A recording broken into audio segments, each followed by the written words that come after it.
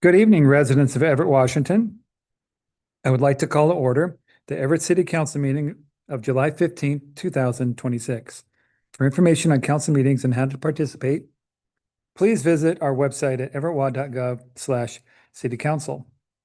Please note that we do not allow comments of any kind of campaigning, whether for or against ballot measures or candidate running for office. We also do not accept comments focused on personal matters that are unrelated to city business. Clerk, will you please take the roll? Mayor Franklin. Excused. Councilmember Bader. Here. Vice President Ryan. Here. Councilmember Bourbano. Here. Councilmember Toohey. Here. Councilmember Weir. Here. Councilmember Zarlingo. Here. President Schwab. Here. At this time, I'd like to ask Councilmember Toohey to lead us in the Pledge of Allegiance. Please join me.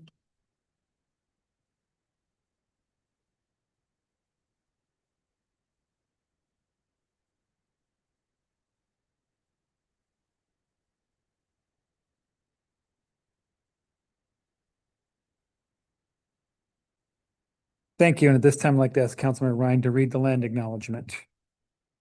The City Council wishes to acknowledge the original inhabitants of this place, the Stahopes people, and their successors, the Tulalip tribes. Since time immemorial, they have hunted, fished, gathered on, and taken care of these lands and waters. We respect their sovereignty, their right to self-determination, and honor their sacred spiritual connection with the land and waters. We will strive to be honest about our past mistakes, to bring about a future that includes their voices, their people, and their stories to make for a more just and equitable society.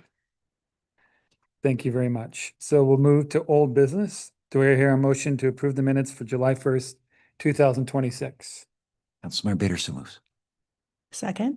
Motion and seconds are made. Clerk, please take the roll. Councilmember Bader. Yes. Vice President Ryan. Yes. Councilmember Bourbano. Yes. Councilmember Toohey. Yes. Councilmember Weir. Yes. Councilmember Zarlingo. Yes. President Schwab. Yes. Now it's time for public comment, which includes written comment acknowledgement.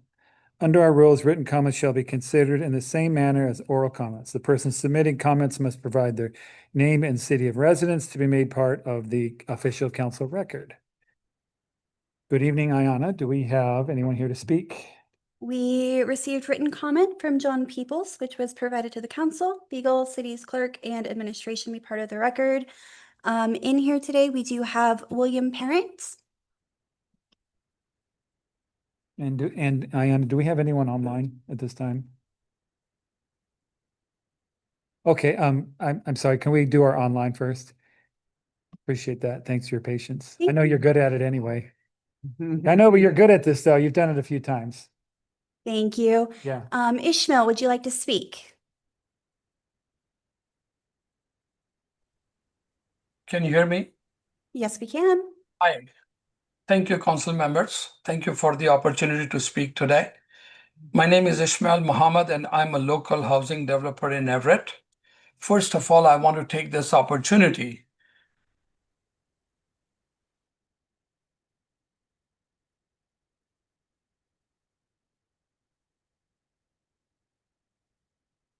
Could you unmute your microphone?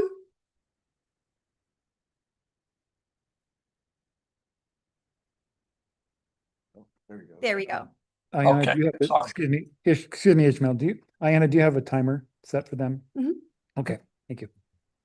Go ahead, thank you. If you push mute, we're blaming you, but go for it, start over. Thank you, council members. I'm going to start again, my timing wise. Thank you for the opportunity. I'm here today. My name is Ishmael Muhammad. I'm a local developer, and for last 35 years, I've been part of Everett here. Today, I'm here in support of the Everett's MFTE program that the council is going to listen to or going to adopt. I'm in favor of lowering the minimum count from 16 to 4 units and expanding eligibility citywide. These changes would make MFTE more effective, equitable, and usable for the small-scale builders already producing much of Everett's needed housing. The current 16-unit threshold excludes many infill projects Everett needs most. Everett has more than 20,000 properties with infill potential, many suited for missing middle housing that fills vacant lots, activates underused parcels, and fits existing neighborhoods. Without MFTE, many projects do not pencil out. Lowering the threshold to 4 units would give local builders and property owners a feasible path to invest here. Citywide eligibility is equally important. Expanding it citywide would allow homeowners, small developers, and neighborhood scale builders to add housing where it makes sense near transit, schools, jobs, and small infill parcels. These updates support Everett's Housing Action Plan by encouraging infill housing, missing middle options, and stronger feasibility tools. MFT does not require city funding, and the exemption impact is minimal. It is a fiscally responsible way to encourage private investment while delivering affordability. This change also supports local builders, small business owners, architects, contractors, and residents who live here, hire here, and reinvest here. These community-based builders want to help meet Everett's housing needs, but need a program that reflects small-scale development realities. Council members, this is a practical, targeted, high-impact update that supports affordability, feasibility, local builders, and Everett's long-term vision. I urge you to adopt these changes and make MFT accessible to the full range of housing Everett needs. Thank you for your time. Thank you.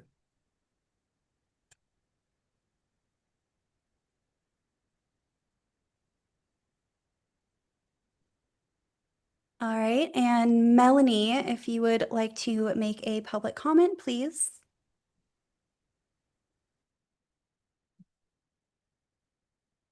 How long do we wait?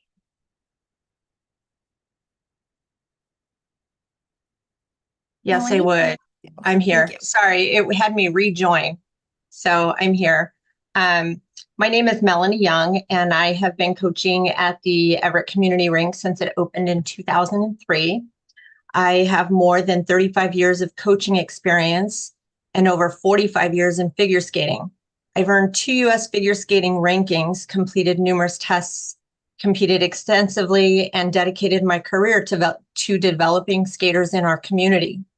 When the community rink was opened, Learn to Skate was taught and run by experienced figure skating coaches, including Kyle Wintermute, Arlene, Kim, Susanna, Dottie, and others who helped build the program.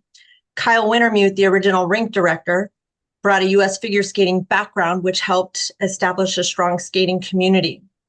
Today, I'm concerned about the direction of our figure skating programs.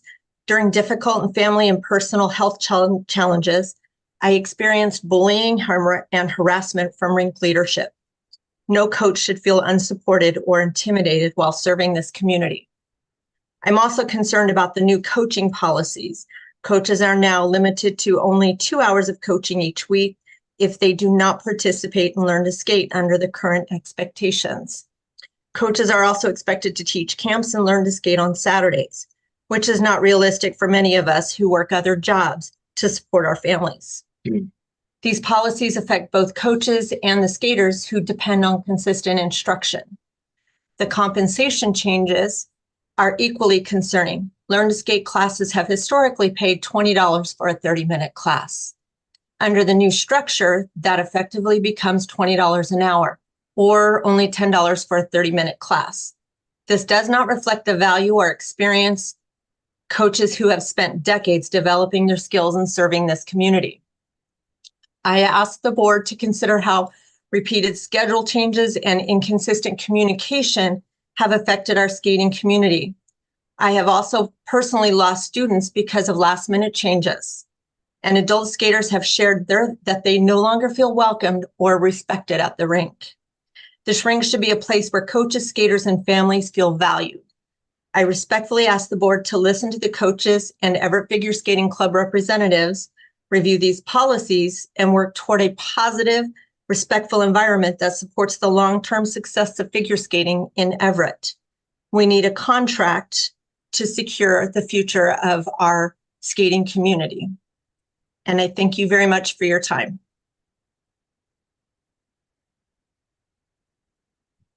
Thank you, Melanie. Mason, would you like to make public comments? Yeah. You can hear me okay? Yes, we can. President, council members, thank you for the opportunity to speak. You've been doing a lot of work this summer. Well done. I'll be back to share about your work on massage parlors and park pavilions at a future meeting, but I just wanted to take a second to encourage you and say, well done. This is not easy work, and thank you for your work. I'm here to follow up in your discussion at the last meeting about the charter review. The charter review process has a very natural flow, and you all talked about honoring our work, and thank you for that. But really, the public has the ideas. Our commission gathers those ideas. We debate them, ultimately synthesize them into a document that you have before you in partnership with the city attorney's office. And now, appropriately, the work moves to you. You're the professionals. Most of us on the commission are civic amateurs. You're the pros.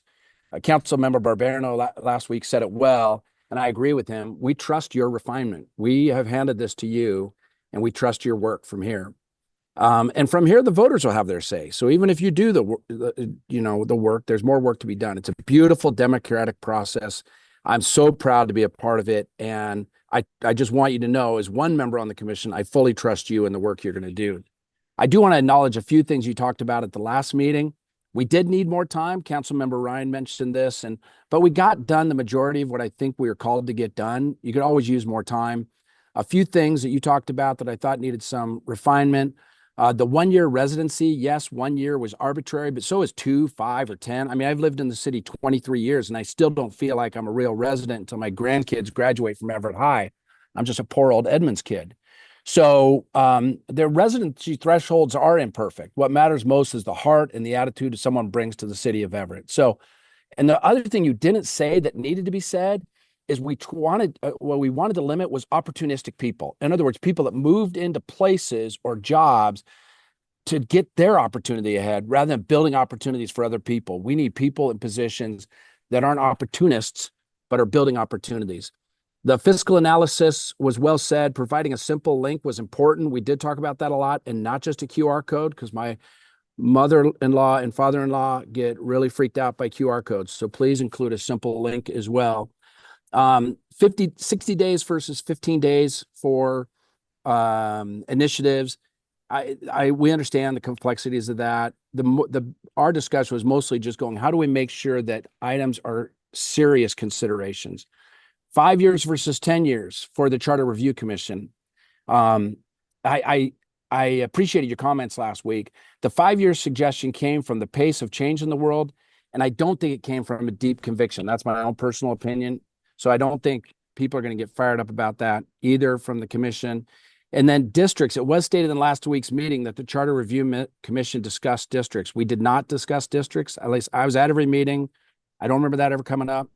There were some intricacies of it around voting, but they didn't go anywhere.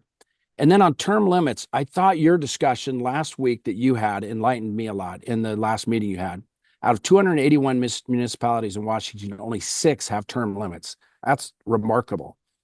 Our discussion was more about the leadership strength, the bench strength in the city of Everett. We need a deeper leadership pipeline. And so if not term limits, I just hope you keep that in the back of your head, is how do we continue to develop leaders in our city and create seats for them to move into? I can go into the whole baby boomers moving out of seats for people to take leadership. I think it's super important. And then finally, Council of Neighborhoods was not in our discussion, and it was not what we brought forward, but it was very much discussed as a part of our time. It was just decided that it wasn't a part of charter work. So thank you for your discussion 2 weeks ago. I just wanted to come in and give a little bit of my view on it. So thanks for your work, and thanks for entrusting us with the opportunity. Now we trust you with it. Go get them. Thank you. William Parent, please.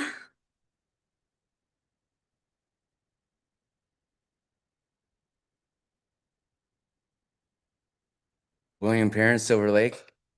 This is for the action item 10. This is for a comment Ben said about the foot scooters being at 15 to match the same as the Lime scooters, but the Lime scooters can carry 2 people at once. but I didn't want to bring up, they're designed at stock to go a max of 20 and they can't really go that far at 20 miles an hour. I just didn't want to be able to have, because it goes stock max at 20 miles an hour.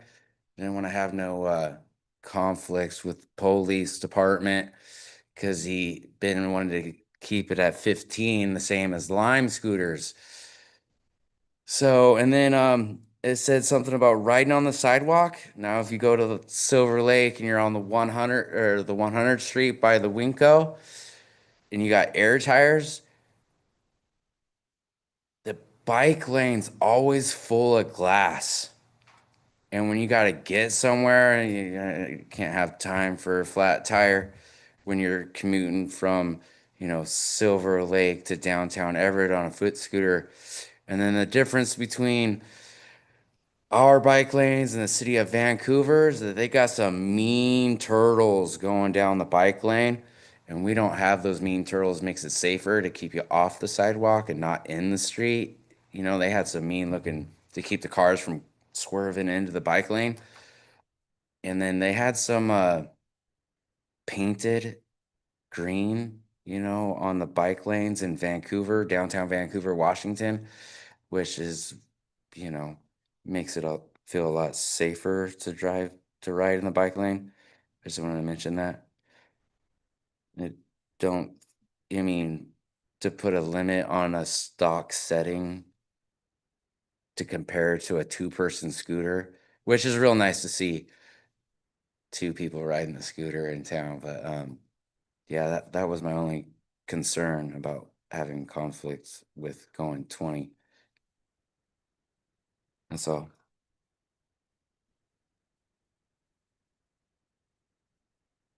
Thank you. Would Brock Howell like to make comment?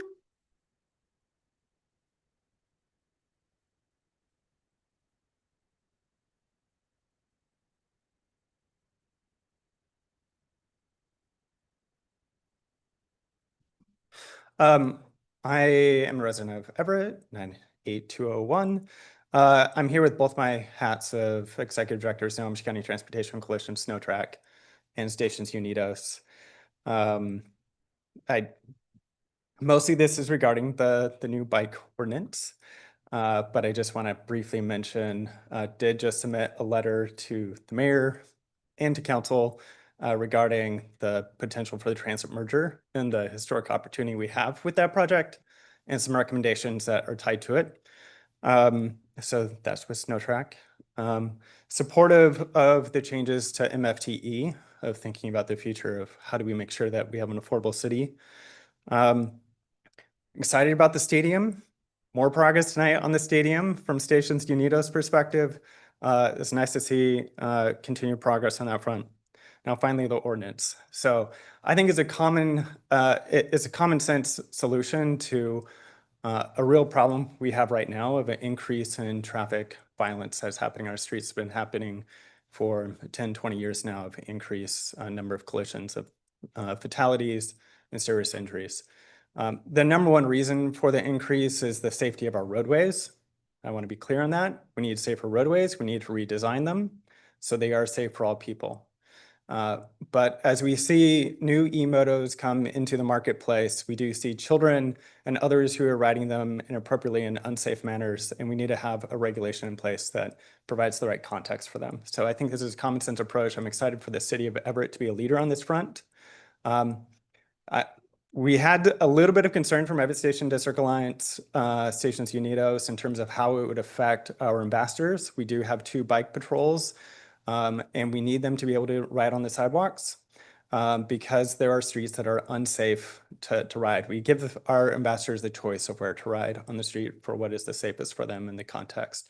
I'm really happy with the attorney's office working with us to make sure that the no riding on sidewalk provision was limited to west of Broadway, so that way our operations can continue to provide much needed services to the district. So thank you very much for the team.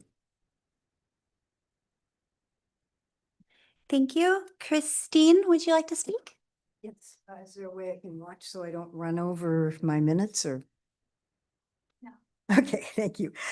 I'm here, there's something that really works, is our Everett buses. Don't get rid of them. You know, when something really works, keep it. Everett has a really great bus system. It works really well. The drivers are friendly, they're helpful. The system is really easy to navigate, which is really important. You do a printed schedule. This is not what all bus systems do. I'm not going to name the system, but I've ridden on a bus system that will not give you a printed schedule of all their stuff. And you have to have a special app on your phone to ride the system. Otherwise, you get stuck at the middle of the night, not knowing how you're going to get home. You know, if it's after hours for you to call them. So I'm just saying this because Everett system works for lower income people, old people who don't drive, a lot of old people like myself who aren't super technologically facile, and a lot of vulnerable populations. And it's a great system. It's friendly. You got all the signs of the stops marked. You can, you know, I just, you know, if I start out in one place and decide to go somewhere else, all I have to do is carry this. And it's true for me and a lot of other riders that use the system. They serve everybody. And as I say, if we kill Everett Transit, we will be losing a great bus system. It works. It's really great. And we will be also losing local control. So maybe this is such a good bus system because it's just Everett. And we know we're closer to it. And so we're going to be losing a certain amount of control of our buses. Now, of course, we'll be paying more in taxes and in fares. And because this is such a good system, we're very, very unlikely to get as good a system as this is. So if it's good, keep it. Thank you. Thank you. Renee?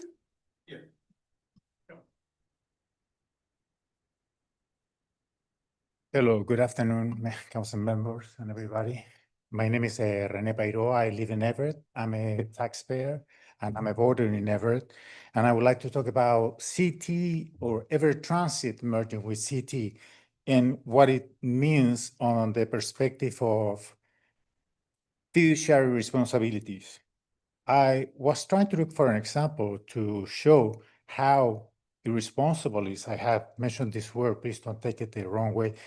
But whenever you pay, you have a payment, which is an increase of taxes for everybody here in Everett, which is equivalent to $30 million extra that the citizens will have to pay for n numbers of years. Let's put it 30 years. I'm just trying to see a fiduciary. I'm looking up for a financial product, which is a mortgage.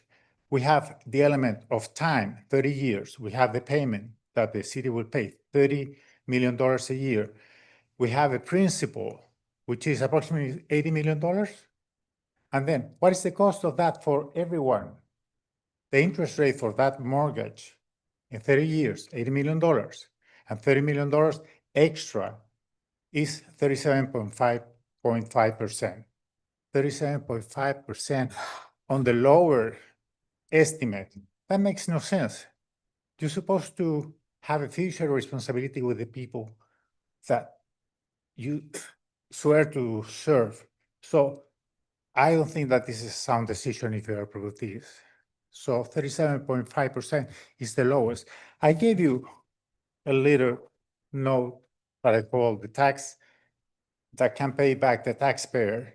It's just an idea, you know, to see how another perspective can reach the same amount and leave the money here in the city and help the taxpayers, motivate the taxpayers, make them be part of what we're doing. That's the whole concept. And I also gave you a little bit of this history, some stickers. You want some, I have some, that reflects basically what I believe that Everett Transit has been. 33 years serving you, serving everybody. And it's city-owned since 1969. That's what Everett Transit is. And the decision of giving it to CT, increasing the taxes, independently of anything else, as a financial decision, is not sound. So I beg you, reconsider. You have options. Take them. You remember there's a story back in 2,000 years ago, whenever they went to sacrifice a man, and they went to the Roman, they say, you decide what to do. What did the Romans say? I wash my hands on this. Do that. Thank you.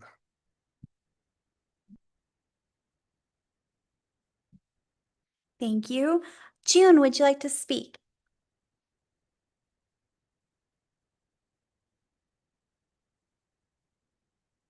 Oh, I didn't mean to slam that. Uh, Good evening, Council. My name is June Schober. I'm a resident of District 3. The staff working on the draft consolidation, transit consolidation interlocal agreement may need to consider explicitly reserving for all operators from Everett Transit as of today a right of first refusal or first dibs, if you will, on driver route bidding over routes that spend a majority of its running time within the city. Should transit dispatching be integrated? This is one more way to provide our current operators additional peace of mind and ease the transition in a proposed consolidation. It may even reduce the training burden for doubling service, as our drivers know our traffic patterns well. Such proviso, like many other labor-related issues, would probably need to labor-related issues that this ILA would address may probably need approval through both our drivers through ATU 883, excuse me, and community transit's drivers through ATU 5776. Thank you. Thank you. Steve, thank you. Good evening. Thank you for giving me the opportunity to speak. My name is Steve Schmieder. I am a resident of Everett, taxpayer. This is going to be pretty short. I think that this is a really bad time to jack our taxes up without a vote of the people to fix a problem that isn't broken. I don't see where merging Everett Transit with CT should be a priority right now. Everybody's feeling pretty strapped. Everybody's got a lot of economic anxiety, and I just don't, everything seems to be working well with CT. They do their job very well. They move people in the county. Everett Transit moves people in the city. They do their job very well. This whole process seems to be kind of rushed, which makes me a little suspicious and a little bit anxious. And again, at this economic timing is pretty bad. We don't know what's coming. There could be a recession on the horizon. We haven't run through all of our oil reserves yet, but when that happens, we're going to be in trouble. So I would urge you to vote no on this merger and put it to a vote of the people. Thank you for your time. Thank you. Christopher?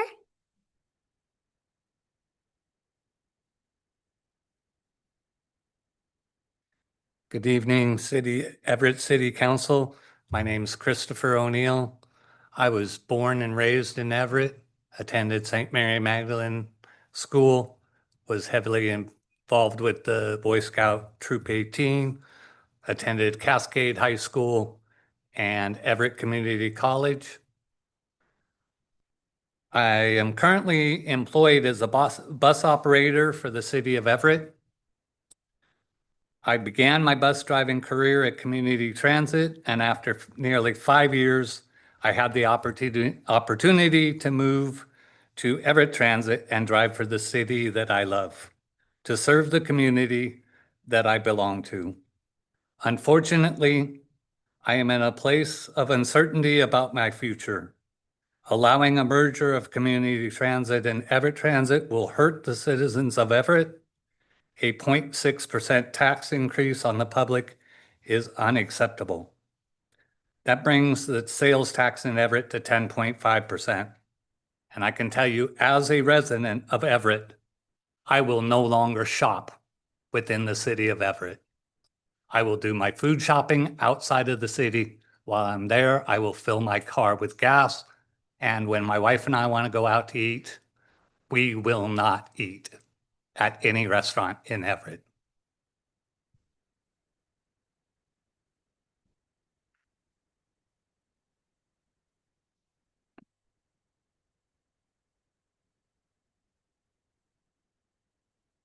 Sorry, I lost my place.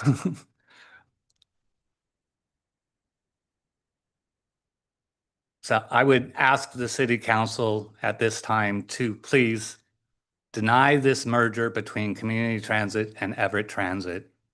It is a bad idea, it is bad for the citizens, and is bad for the future of Everett. Community Transit can promise you the world with what they will deliver in service, but their word is not worth the paper it's written on. As a former employee, I can promise you that. I'd also like to ask about the levy that is, I see the signs up around town for the fire department and the EMS. They're asking for a renewal. My understanding is that you are also trying to disband the Everett Fire Department. So why are you asking us to approve a levy for a system that you're looking to eliminate? I don't understand that. The local fire department responded to my house less than 2 weeks ago. Their response time was 7 minutes. Thank you. Yep. That's all. Okay, thanks. And for the record, I'm not trying to disband the fire department. Okay, we'll move on to, actually, just before we start, just, you know, the agenda, we have one change. Item 12 is a first and second reading with action on July 22nd.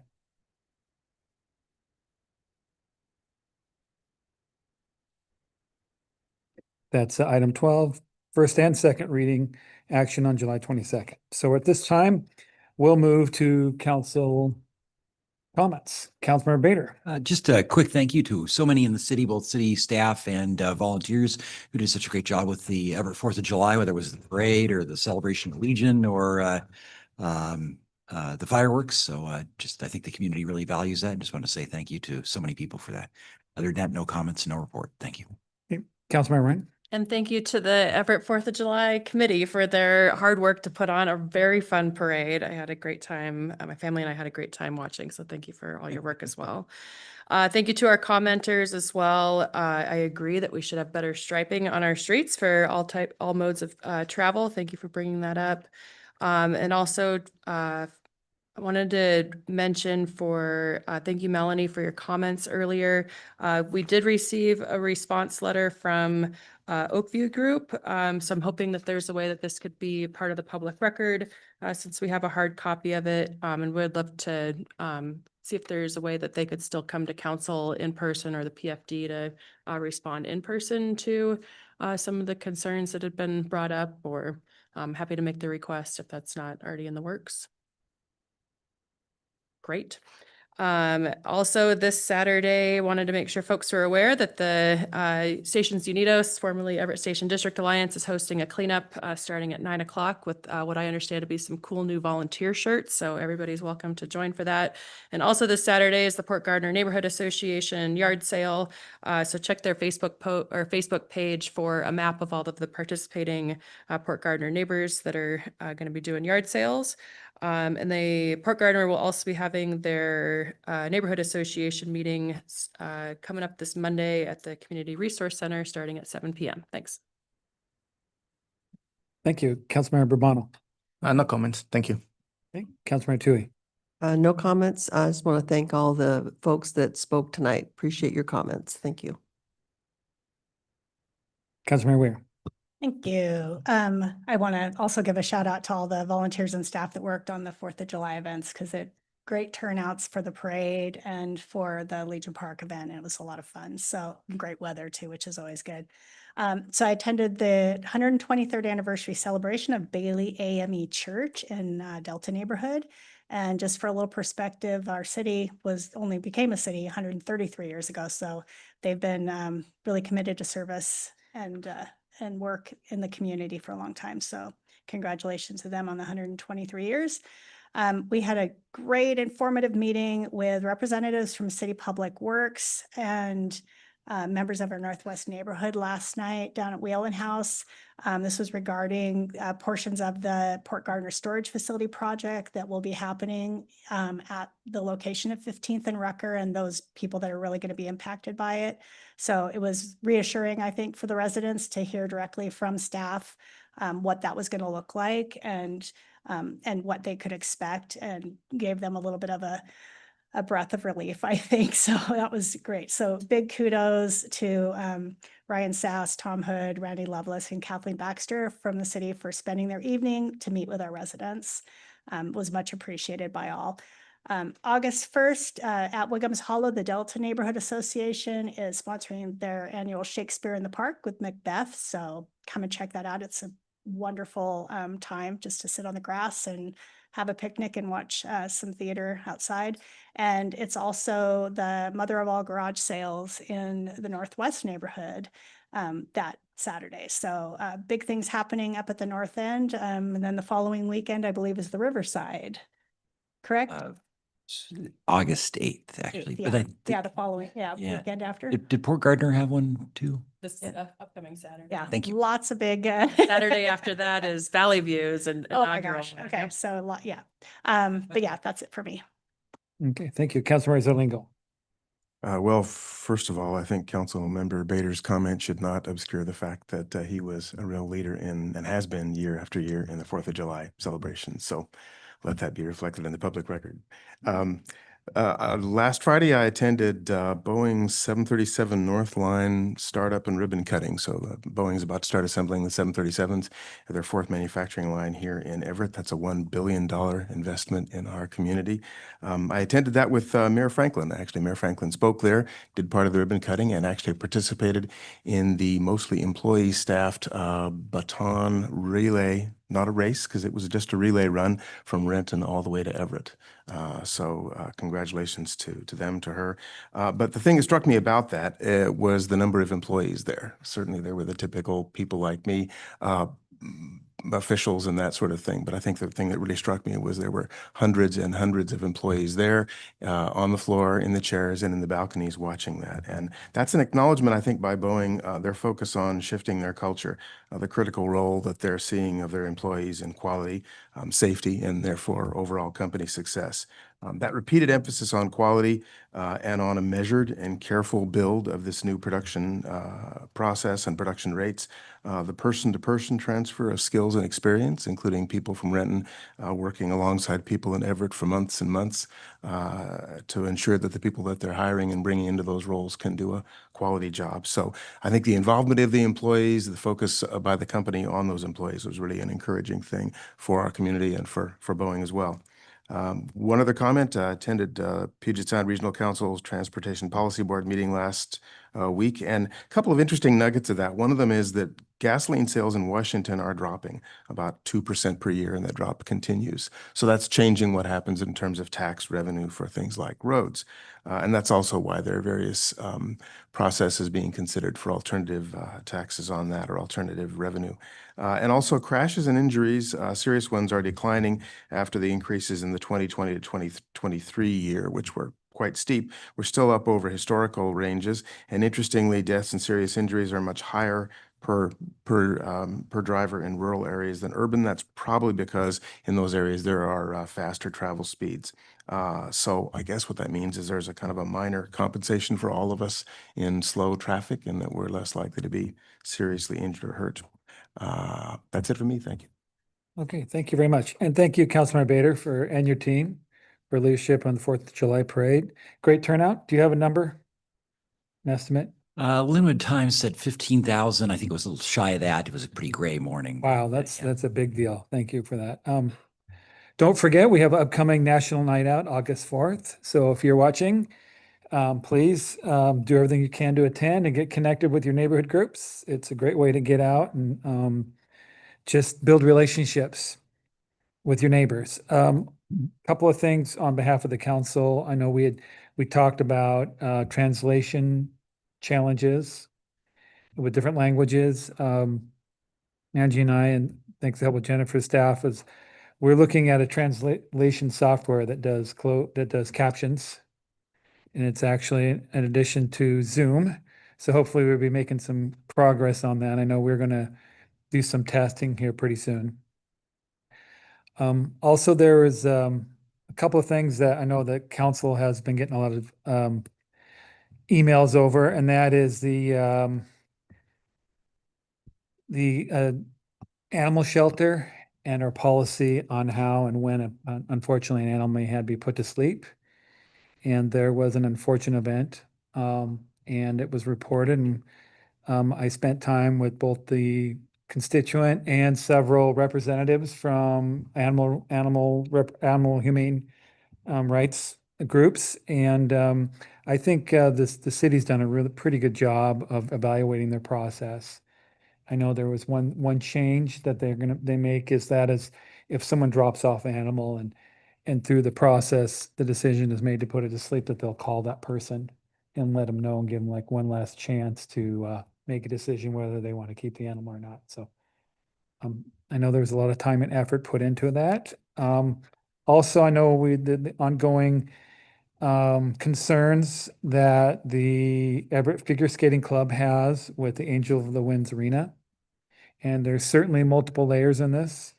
Of course, it becomes, a little bit of a criticism between potential about our public facilities district and our contract management team that we have there. So I'm hoping, I met with all the parties involved separately, and I'm hoping that we can, or they can come up with some sort of compromise. So that both the philosophy of the event center, trying to maximize its use, and the availability that we have nonprofit groups to use ICE in a way that their organization can function.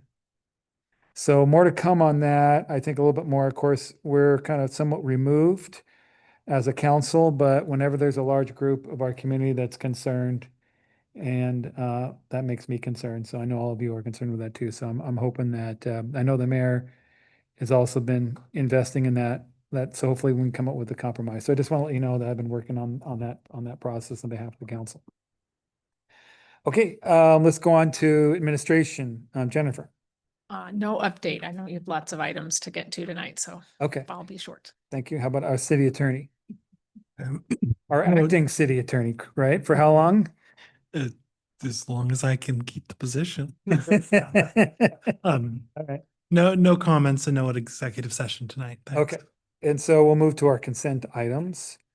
We have 9 before us. Nope, we have 8. So are there is there a motion, a second? Councilmember Ryan moves approval of the 8 consent agenda Thank you. items. Seconded. Okay, motion and second's been made. Clerk, please take the roll. Councilmember Bader. Yes. Vice President Ryan. Yes. Councilmember Burbano. Yes. Councilmember Tui. Yes. Councilmember Weir. Yes. Councilmember Zarlingo. Yes. President Schwab. Yes. Okay, moving on to a proposed action item and briefing. This will include a public hearing. So for item 9, I will read it into the record and open the public hearing. So Council Bill 2606-35. First reading, adopt an ordinance updating the rules and procedures for the multifamily tax exemption program in accordance with RCW 84.14, amending chapter 3.78 of the EMC, Everett Municipal Code. Third and final reading will be July 29th, 2026. So now that the public hearing's been open, do we have anyone wish to speak on this issue? We do not. Okay, thank you very much. All right. So we'll do the presentation now and then we'll close the hearing. Now we close the hearing after today, right? We don't have to keep it open? Okay, great.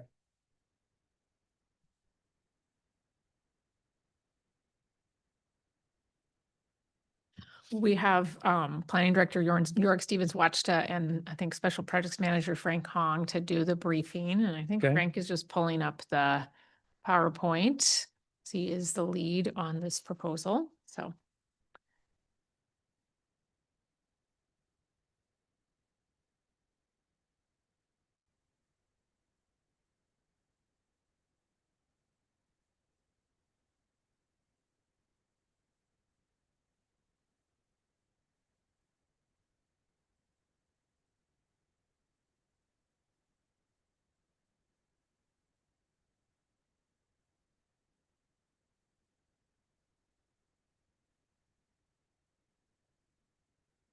Good evening, members of the council. Frank Hong, Housing Policy Development Lead. I'm here tonight to speak on the efforts of the city in updating its multifamily tax exemption program, and I have a short presentation to present to you tonight. We'll cover 4 areas, provide a little background and historical context, discuss the proposal at hand here, some of the findings from our study, as well as next steps. The city has had a MFT program, a multifamily tax exemption program, since 1999. It is a state authorized program. Over the course of the past 27 years, we've received essentially applications and interest that amounted to over 3,700 units and $850 million of construction activity during that time. The program is one of the few tools that we have to really help incentivize housing. It's structured as a tax exemption waiver. It's not a permanent, it's a temporary waiver based on the terms that you see here on the table. Generally, there is an 8-year term that helps incentivize housing by a developer who wants to build housing. They can apply for 8-year term if they meet the minimum eligibility criteria. There's a 12-year term that has a set aside of 20% affordable units, and that one is open to both renters and owners. And then there's a 20-year term that is setting aside 25% affordable, but that's mainly for ownership. I'll add that the initial purpose of the MFT program is really to help incentivize more dense development activity, help support and facilitate transit-oriented development. But I would also say that over the course of the past few years, there's also been shifting policy priorities at the state level that also included middle housing, which you've heard much about over the past few years. And so the proposals that we are going to be discussing tonight sort of hit on both of those areas. While again, this initial program was really made for more high density, multifamily types of development, there is ownership options available in the MFT program, but they are rarely used because just the program mechanics don't really lend to the ownership. There's about 10 projects and they're all in the city of Seattle, roughly about maybe I think 147 units or homes. And they are all Habitat for Humanity or a community land trust project because unfortunately just market rate development housing just doesn't really work with the ownership side. Why MFT matters, as you're all aware, there is a housing crisis, significant housing shortages across the state and much of the nation. And the city, again, relies on the tools it has to facilitate housing production. This, again, is one of the few and most productive tools we've had over the past 27 years to facilitate housing. Rise in construction and financing costs are making housing, creating housing much more challenging, especially for smaller housing developers, as you heard earlier from the public testimony, as well as, the city has also done a lot in terms of opening capacity, but at the same time, there needs to be a little bit more additional support to help address our housing supply again because of the high costs of construction and other elements around that. There are multiple changes being recommended here to this evening, but the main ones are really the eligibility. The minimum eligibility currently in our program is at 16 units there, and we are proposing to lower it to 4 units. There are, I believe, 59 MFT programs statewide currently, and there's only about 4 or 5 that have set it above 4 units. So the majority, again, are at 4 units. The city had set it at a higher minimum eligibility unit, I believe in 2021, when we last revised the ordinance.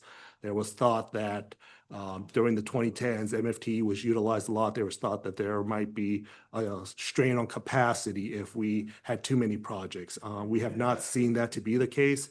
And so I think, again, it's more worthwhile to lower it back to 4 to make the program more utilized, make it more user-friendly to many more developers throughout the city.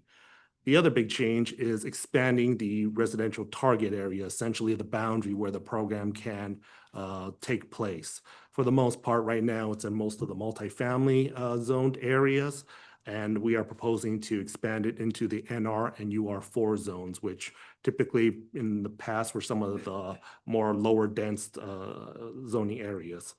And I'll have a map to show you following this. Additionally, some of the major changes were there was a recent House Bill 1494 that had a lot of other changes related to eligibility and compliance, and we are integrating those as well. And just a lot of other sort of minor changes to help improve the program language from eligibility as well as utilization. This is the map, as I mentioned, in terms of the existing area is in orange and the expanded area is in brown.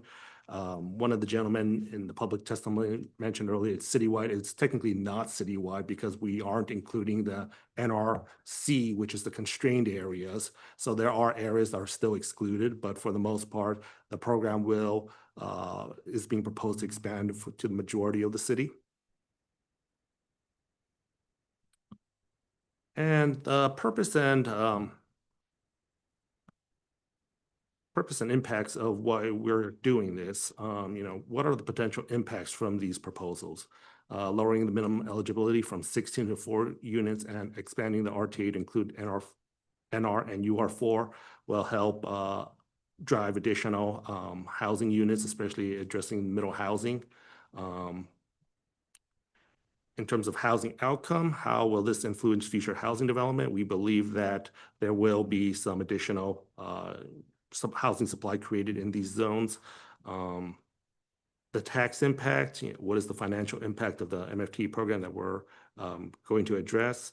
The taxpayer impact, as well as the displacement rates. These are some of the 4 questions that we look to address tonight. So in terms of the housing, in terms of the housing outcome, we expect there to be anywhere between 15 to 100 units. This is sort of new ground for us or new areas because, again, prior to the zoning Everett 2044 comp plan update, the NR and UR4 zones were single family. So generally they had restricted this type of development. So there's not a lot to base off of. We did look at historical activity. We looked at a variety of models in terms of trying to figure out what the impacts of expanding the boundary as well as lowering the units from 16 to 4 would be. And we right now assess that it's probably going to be adding about 15 to 100 units a year. This is still a relatively small number when Plan Director York Stevens did his Everett 24 comp plan update, the land use analysis in there, looked at the capacity for NR and UR4 and projected that that will have something like 8,200 units over the next 20 years. And so this is just a small addition into that capacity. We did a lot of financial modeling and concluded that each new unit that is developed under the MFT program costs or shifts the tax base roughly 2 cents per unit to a taxpayer. And so we quantify that by the number of units we project. That's going to be roughly 30 cents to $2 a year or annually, a year, and which is 0.05% of typical property tax. The typical property tax in Everett is about $4,700 a year.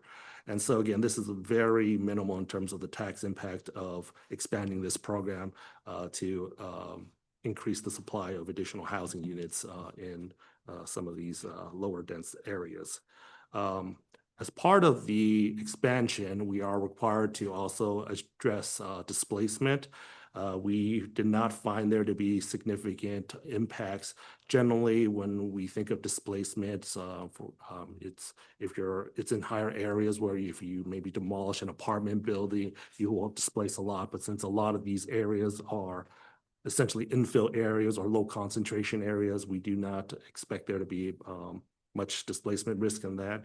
The city has taken many efforts in terms of preserving and protecting areas more recently with the manufactured home zones and others like it. And so in summary, again, MFT is an established incentive. We've had this in the city for 27 years. All we're doing is trying to make it more user-friendly to not just our larger developers who have taken advantage of this, but to a lot of our local, smaller developers as well as property owners who may want to, again, add in ADUs and other types of projects in their properties. We see this as an expansion to proposal to further accelerate housing. Again, as I mentioned, to both types of builders and essentially all housing types. And as I also went over, the financial impact is extremely minimal and isn't anticipated to adversely burden the city or its taxpayers. Next steps, we went to Planning Commission on a few occasions as shown in this timetable, as well as previously presented at the Parks and Built Environment Committee. We are here today at the first reading. Second reading is on July 22nd with council action on July 29th. I'll add that staff is recommending approval of the updated ordinance. Planning Commission has also issued their support for the ordinance.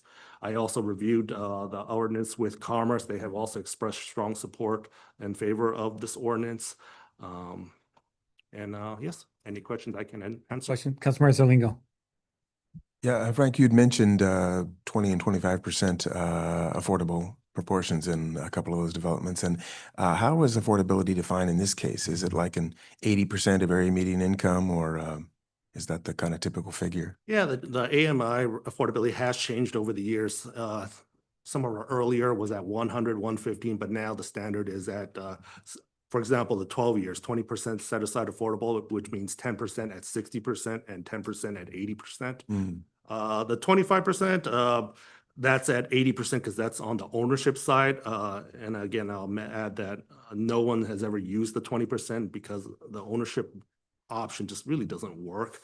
We are proposing some changes in this updated ordinance to see if that can, some of these changes may make this option work. For example, right now the ordinance says that on ownership, it's restricted to 80% AMI. One of the updates is to lift it to 115% AMI. It's just housing construction. Yeah, 80% just has not worked unless, again, you are a mission-driven organization like Habitat and the cases I mentioned in Seattle. But even 147 homes out of the thousands of units that have been through the MFT program, it's significantly small. Well, I appreciate the attention in that factor, and I've talked with Councilmember Burbano about this as well. I think, we're a city that has majority renters, and one of the things we're weak on is ownership housing opportunities. So I'm particularly attentive to anything we can do in that direction. Thank you. You're welcome. Councilmember Tui.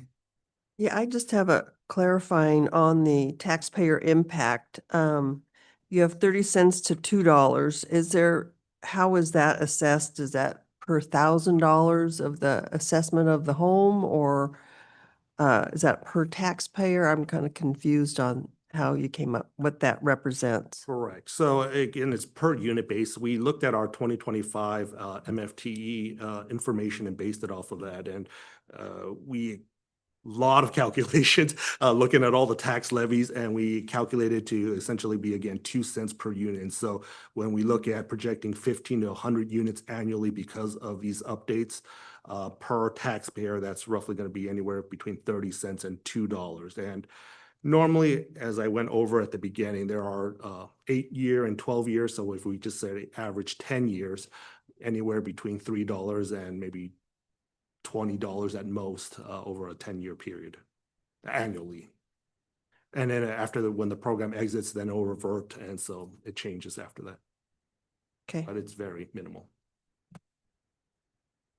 Yeah, go ahead, Councilmember Reader. Yeah, just a final point. I mean, it's after 8 to 12 years, he's in the back or on the tax rolls fully. So helping to spread that tax base more broadly. So, right. Thank you. Yeah, and then here we go. Councilmember Burbano. Just looking at the map really quick, how come the certain areas were not selected for the expansion of the zone? So they might be commercial, industrial, and then again, the NR constrained areas that aren't applicable for this. So prior, again, most zones were included. We just added in the UR and NR, which is the brown area. Also, for the 20 years, 25% affordable ownership. But did we just say that it doesn't really work that way, that it's not appealing for the builders? Yeah, I mean, mainly because from a rental perspective, if a developer uses the program, they receive a tax benefit, so it benefits them. In an ownership, you're selling that product off. And so the developer really has no financial incentive to use the MFT program. There might be some marketing where you say, oh, I will apply for the program. Whoever buys my home may then have some tax exemption benefits thereafter. But for the developer, why would they do that? They have to pay an application fee. They have to pay. There's cost involved, and so from their standpoint, it just has not made sense. And so it's really been delegated to those mission-driven organizations, like again Habitat, who aren't really concerned about the long-term maximizing ROI. They're just maintaining the affordability, and so those have been the only examples of using the ownership across the state. Again, 147 units, 10 projects. That's all. And I might just add that we know how important ownership is as a policy priority. And so we're looking at other tools that can support that. Community land trust is a model that encourages ownership that Frank kind of alluded to, but I want to make sure we cite that as one tool that we're looking into how to implement that, how to find the, partners and things like that. So. Okay, Councilmember Weir and then Ryan. So just for clarification, this is just for new construction, right? So if somebody has a existing large home that they want to convert into 4 units and sell them as quadruplex or rent them, that would not apply. Is that correct? No. So this generally has been used for new construction, but rehab and conversion are also options here, but nobody's ever used it for rehab. We just had one conversion recently that is undergoing at this moment, but it can apply to those. There are some other conditions around the rehab and conversion that you need to also meet. For example, like on the rehab, the property has to be vacant for 1 year. So there are some other stipulations, but it is open to other forms. And then just looking at the map, with that concern that others have expressed over ownership being a real area that we're lacking, ownership opportunities, that is there any concern that by expanding it over such a wide area. And I realize there's zoning issues that will come in for certain types and sizes of the structures in certain areas. But is this going to end up, as it's being presented to us, benefiting those larger developers that now they can gain those, that incentive or that, that tax incentive in other areas that maybe we want to incentivize those? So I'm like, sorry, I'm not stating this very well, but like, would it, for this expanded area, would it be just ownership, maybe posing it that way, or that a certain percentage has to be ownership opportunity projects as opposed to just rentals everywhere? One way to think about makes it sense. is the area is expanded, but what's being expanded is a lower unit count. So instead of it only being available to a developer that is building 16 units or more, now it's available to maybe like a single property owner that likes the idea of ADUs Yeah, and a I think, duplex on a which I think is property. great. I'm just saying, you've got, right now we're using that tax benefit for a very targeted areas, which these large developers are taking advantage of. Like you've already said, it's, it's not something that the ownership piece, they're not going to build, 100-unit condos. That's just not going to pencil out for them. So how do we incentivize this type of program with this target area expansion to really benefit smaller developers, individuals that do want to have ownership opportunities on their properties? If the mayor was here, she would say that supply in general is an important part of solving housing affordability in general. So this is part of that supply question. What gets built, whether it's like a fourplex and you can sell it off, or it's a fourplex that you rent, is really governed by the zoning code that's already been adopted by council. This will encourage development. So you said this is a new vision with the comprehensive plan. You set a vision for the city, and we're bringing you a tool that can help implement the vision and encourage folks to build on those sites. That's what my answer would be, but they actually work. Yeah, I mean, I think the lowering it is great. I'm just like, how can we make sure that we are actually incentivizing more home ownership opportunities at those affordable levels? Because that's probably what these would be, if it's if you're talking condos or ADUs and things like that, as opposed to, rentals are an important part of the housing pool. But I just think that so many people now are outpriced out of being able to even consider buying something, and even rentals are, the market rate on rentals is so outrageous that This is not a tool to encourage home ownership. I've already been round and round with them already. This is just the added yeah, but volume. how can it not be both? More to come. There's more to come. So Okay. we didn't do a lot split yet. We're gonna bring Okay. that to you. Okay. We But didn't this bring particular item, No. this, transfer policy. Thank you. That is coming to you in the future. If Like, you're we have something more I should stuff hear. to come. This isn't gonna solve those questions, but just wait for the rest of the summer of housing. this particular item is not promoting home ownership. Yeah, again, This, it's an option there, but it's really not the exactly right. And I'm trying to figure it out. And I've talked with a lot of folks trying, and across our government partners and private sector partners, again, trying to figure it out. But this really isn't the right tool. But to Jennifer's comment, we are working on several other homeownership initiatives that we will be coming back with. Councilman Ryan. Thank you. Since we're on this slide, during the Parks and Built Environment Committee meeting, Councilmember Zarlingo and I had brought up that if it was possible to consider keeping the orange ones at 16, since they are high transit corridors, but then the expanded zone, the brown, would be the 4-unit target. So I was curious if that's been taken into consideration, and just comments on that. And then I have one more brilliant idea. Is that a motion? Or just a It's thought? not, just I would Okay. like to hear the Yeah, staff and discussion first. we did discuss it further internally, as I mentioned also last time when the comp plan update was adopted. Our housing target numbers from the region is roughly, let's just say 40,000 units of housing over the next 20 years.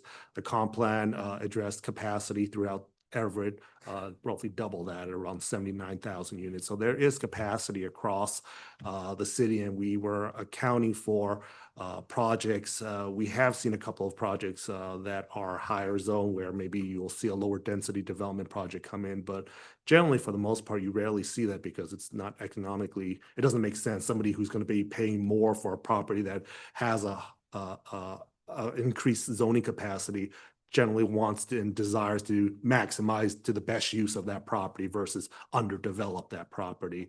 But my understanding is that the mayor has said that we will continue to encourage the 4 units across all zones. Okay, and then back to slide 3, our favorite slide for tonight. For the 20 years, I'm curious if for affordability, instead of having 25% set aside as affordable, it's just set aside for first-time homeowners. We cannot change or more than, so again, this was the state minimum, and so we have not changed we cannot do more or what do you call it, less than the state, and so that's what they've said, and that's what we comply with. We can add, but we can But add conditions to eligibility, but we cannot go below the minimum affordability requirement if you were suggesting replacing the affordability with the first-time home buyer. Okay, understood. Thanks. Okay, thank you. Yeah, just a couple comments. When this first came out, I too wasn't enthusiastic about it because it's not promoting home ownership, which of course is a high priority. Also, my concern about promoting more rental units, as was brought up earlier. But I think in the end, this is a minor change. I think is it effect, and it just adds to a large list of things that we're trying to increase volume as a way of tackling housing problems in the city. One question just for clarification, the property tax exemption is on the city levy rate only, correct? No, I also want to mention before when you talked about well, first in terms of levy, no, there's a multiple various taxing districts. It's not just the city, and right now, in short, there's about 47% of the taxes are in the city that shoulders the burden, and then the rest is outside of the city. Hence why the rates per unit are so low, and there's multiple different levies that are involved. So like the state and the county all have a levy rate, that's all part of it? Correct. That would be outside the city. So the exemption is on the inside, the taxing districts are in the city limits. Is that right? I actually don't. So this is where it gets, I don't know everyone how deep in the Well, weeds. just in generally, we're talking about not just the city levy rate. The entire property tax that would be paid is waived for the period. So whether it's the city tax, the state tax, the school tax, Okay. all of those are not paid, and all of those are transferred to other taxpayers within the district. So that means that the property taxes paid to the state of Washington are shared, that tax shift throughout the state of Washington. About half of the incentive is imported into the city. Okay. Well, I was just mentioning earlier in terms of, again, when you say this is not for ownership, technically with multifamily, you can do the condominiums. And so that we're also trying to work on condo reform. And again, that's something later on down the line, but this could be used again for those larger buildings. And as mentioned earlier in our meetings, you could tell the council, we really like ownership, we'd like to increase our ownership here in the city. So, yeah. The other one, You've been warned, right? It was mentioned, I think, with the community land trust, we're working hard on recruiting, developing organizational capacity, and otherwise getting a community land trust. One of the features of the MFTE, if you have income qualified, restricted sale price ownership units, you can't have a situation where somebody gets a discount and then turns around and sells it at full market value. So generally a land trust or some nonprofit has to hold the land for a series of buyers over that whole time. So even if we were able to get a developer to share in the exemption with the buyer, you would still need some sort of a third party to manage that. So we've been working hard with a couple of different partners to bring that to Everett and make that a viable option. Okay, thank you. Any other questions? Okay, I guess at this point, I'll take a motion to close the public hearing. Councilor Ryan, so moves. Seconds. Okay, this is a motion just to close the public hearing. The final reading will be on the 29th. Clerk, please take the roll. Councilmember Bader? Yes. Vice President Ryan? Yes. Councilmember Burbano? Yes. Councilmember Tui? Yes. Councilmember Weir? Yes. Councilmember Zarlingo? Yes. President Schwab? Yes. Thank you very much. Next is our proposed action items. Item 10's been read into the record. Are there any questions on item 10? Okay. Final reading is July 22nd, 2026. Item number 11, Council Bill 2607-36, first reading, adopt an ordinance amending ordinance 4177-26 entitled Everett Outdoor Event Center Fund 342, Program 052 to accumulate costs for the design and partial property acquisition for the Everett Outdoor Event Center. Third and final reading will be July 29th, 2026. Does council have any questions? Okay, we'll move on to item number 12, Council Bill 2607-37. First read and adopt an ordinance amending an ordinance number 3959-23 entitled Main Library Building Envelope Improvement Project. Third and final reading, July 22nd, 2026. Council have any questions? Just a point of clarification, this is the first and second reading for this one, Oh, thank correct? you for that. Yeah, I mentioned it earlier, but for the record, it's the first and second. Thank you. And we'll just give a quick pause We- here. Yeah, we appreciate that the council's combining the first and second readings on this. We had a situation where we had to rebid the original bid, which caused a little bit of a delay. So now we're kind of up against the next phase of the project. We want to use the nice weather before it goes away to do this, building envelope that's outside, right? So they want to be able to do that while the weather is good. So thank you for combining them. And there are staff here. I told them you would give them a hard time for combining the first and second. So you want to ask any questions, they're here for that, but you don't have to. Okay, and then Councilman Ryan, do you have any questions about item 10, 11, or 12? No, thank you. Okay, so moving on to item number 13, Council Bill 2607-38. First reading, adopt an ordinance amending ordinance number 4024-24 entitled South Police Precinct HVAC Control Replacement Project. Third and final reading is July 29, 2026. Is council? It seems like every month we're bringing a new HVAC system, right? This is a constant challenge for the city, right? These things are expensive and We constantly are making sure that we're taking care of our equipment and our facilities. we're waiting till the last minute, aren't we? We're stretching things out. We are getting all of the years of life that we can out of them. Yeah. So Thank you.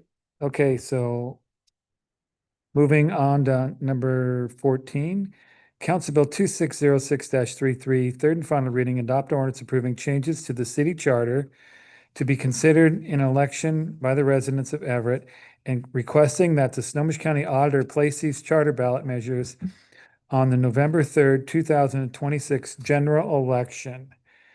So at this point, I'd like to go through the propositions. And if there's any motions to make any amendments to them currently, and then we'll have a vote at the end to accept them all. okay. Actually, point of Yeah, order. Councilor President. Biddick. So I'm trying to remember, since it's been a couple of weeks, what our current status is. Was our motion made originally on these items that is already on the table, I or? believe so, because this is just Okay. third reading of the ordinance. It was a motion to put these on to create this resolution. Okay, thank you. Mm-hmm. Okay, well, I have a short PowerPoint. The whole tool is to facilitate your discussion, not like a briefing or anything. So, let me do this. There we go. These are the propositions that you are considering. It's a little different from the cover sheet, but it of course matches the ordinance that you have before you. So there's 1, 2, and as you might, I'm sure, remember, we had combined 3 with 8, and we had combined 4 with 1. So they're numbered up to 9 in the ordinance, but really, at the end of the day, if you did all of them, it would be 7. So that's the summary. We can come back to that if that's helpful.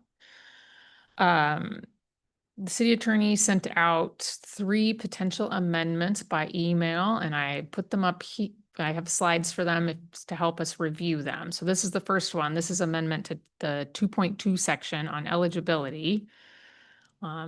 This is what was presented, and yeah.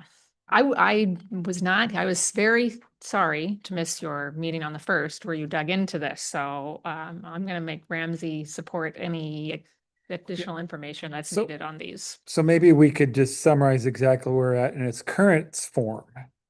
So the current form was the somewhat ambiguous language in the charter that says that you have to be a registered voter and a resident for 1 year. And there's a lack of clarity of whether the registration for 1 year was a requirement or not.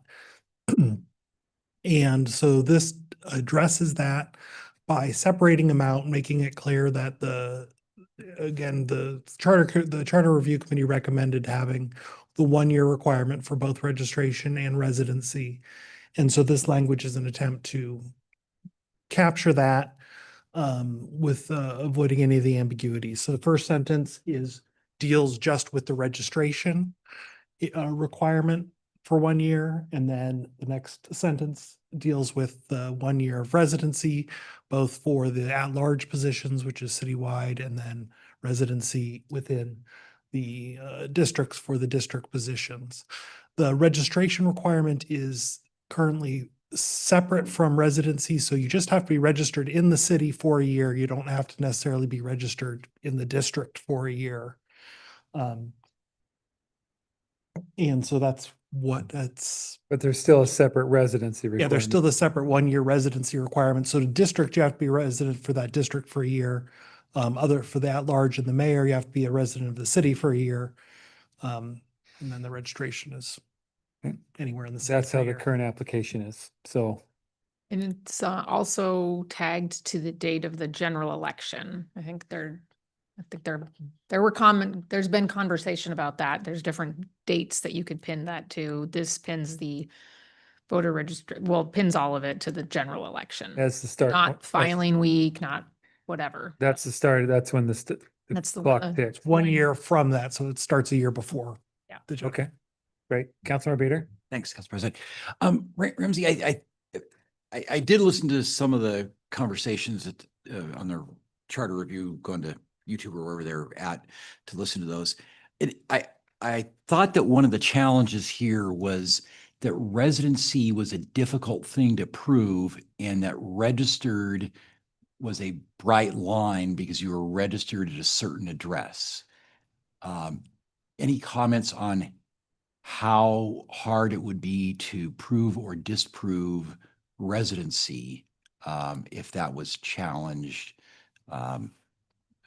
for someone who filed for office for a district position? I think that at least if the registered to vote within the city would at least give another marker to showing that they actually at least live in the city. But it doesn't really help prove the particular residency of when they do it. This proposal as drafted does not give us any additional tools in proving actual residency. So I don't think it really addresses. I did listen to the meeting as well today, and I don't think that I didn't. So I'm not sure that it quite addresses that concern. I think we're and it's a difficult issue. I think that what we came up with last year with at least getting a sworn declaration was a good step in it. But it's it'd be nice if it said the city attorney could decide whether they're resident or not, but that's not what we've drafted here. And so. Okay, Councilmember Ryan. Thank you. I also re-listened to the meeting twice earlier today, and I was working on doing my due diligence for the meeting, and I wanted to get the general gist and the intent of the commission. And when I re-listened to that first meeting, I heard that there was a strong intent about a 1 year residency requirement, but I didn't hear the same for a 1 year requirement for being registered to vote. So I listened to it once and I was like, wait a minute, did I miss something? I listened to it again. The motion that was proposed had a slew of things but it included a 1-year residency requirement and just the requirement to be registered to vote without a time minimum or maximum. And then there was more discussion, and then the motion was restated with those two things and was unanimously decided to move to legal for a draft to come back to the commission. So what I heard was from the conversation was the intent of the 1-year residency requirement and that they just need to be registered to vote without the 1-year residency, without the 1-year requirement. But then as things happen with drafts, it seemed like the language continued to be kind of murky. And then what ended up finally happening was still that murky language that we're still, working on clarifying. So the approach that I've been taking to these propositions is to support the recommendations and the intent of the commission. But what I heard in that initial conversation, the intent was to have a 1-year requirement for residency, but only just being registered to vote without the time minimum attached to it. I appreciated Commissioner Rutledge's comments earlier, which is inspiring me to share that I do think tying the date to the general election might be a folly. I think that there was a long discussion about the need to be in the community for at least a year. But if the general election, since the general election's in November, a year before that's the previous November, filing to run is in May. So at that point, a person could have only been a resident for 6 months, but the commission was sharing about how they wanted it to be at least 1 year minimum. So I think we should change the general election to the filing week with at least 1 year of residency preceding that, and just that they need to be registered to vote at the time of filing. Okay, is that a motion or just a thought right now? Right now, it's just a thought. Okay, Yeah. all right. Councilor Zalingo.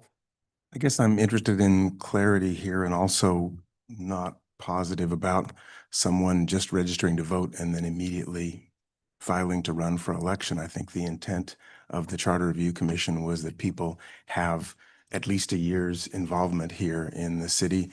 And with respect to the complex legal questions or the thorny and tricky ones that came up in a court case last year where residency was, as Mr. Emmerman said, harder and tricky, and you have to go to court to dig that out.